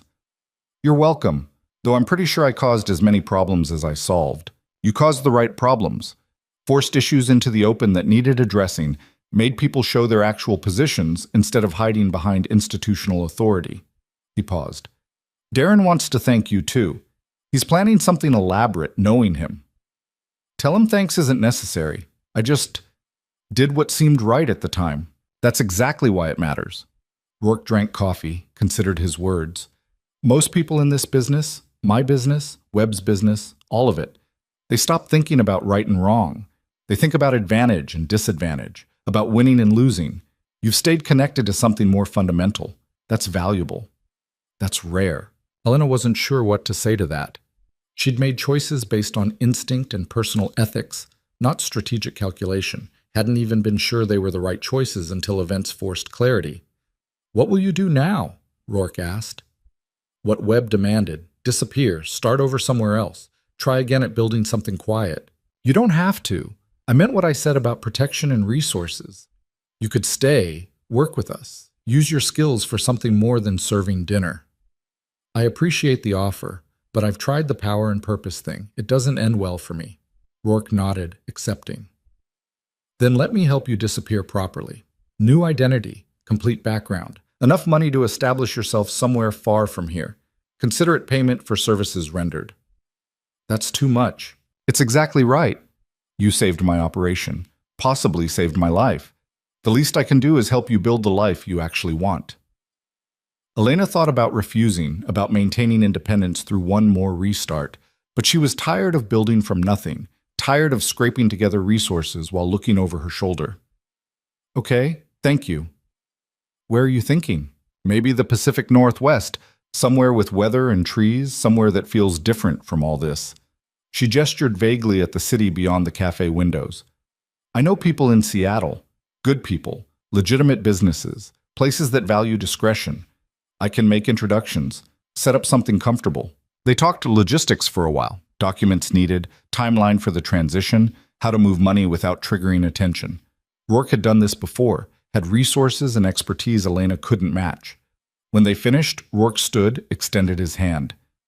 It's been interesting knowing you, Elena Voss, or whoever you become next. She shook his hand, felt the genuine warmth behind the professional gesture. Take care of yourself, Adrian, and maybe think about succession planning that doesn't give Webb ammunition. Working on it, Darren and I had a long conversation about communication and transparency. Turns out preventing assassination attempts improves organizational dynamics. Elena laughed, surprised by how natural it felt. Who knew? They parted ways outside the cafe. Rourke disappeared into the city's afternoon crowds, back to whatever empire required his attention. Elena walked in the opposite direction, no destination in mind, just movement. She ended up in a park she didn't recognize, sitting on a bench watching children play while their parents maintained nervous supervision. Normal life, the kind she'd been observing from outside for so long. Her phone buzzed. Archive. Heard you're relocating. Need any final documentation before you go dark? Elena. Whatever you think I'll need for a clean start. Full package. Archive. Consider it done. And Elena? Good work on this. You made the right calls. That meant something, coming from Archive. Meant she hadn't completely lost her judgment during a year of enforced normalcy. She spent the next week preparing. Victor helped coordinate logistics, ensuring the transition would leave no traces. Rourke's resources provided documentation that would survive serious scrutiny, employment history, references, financial records, all the infrastructure of a believable identity. Cole sent a message through Rourke. I owe you my life. That's not a debt I take lightly. If you ever need anything, anywhere, you have my contact. Elena didn't respond directly, but she appreciated the sentiment. In a different life, different circumstances, she might have actually liked Cole. He was smart, careful, playing a long game with patience and discipline. But that wasn't her life anymore. On her last night in the city, Elena walked her usual route one final time. Past Arcadia, where she'd spent 11 months learning to be invisible. Past her apartment building, where she'd built a small life that had turned out to be temporary after all. Everything was temporary, she'd learned. Every identity, every job, every attempt at normal.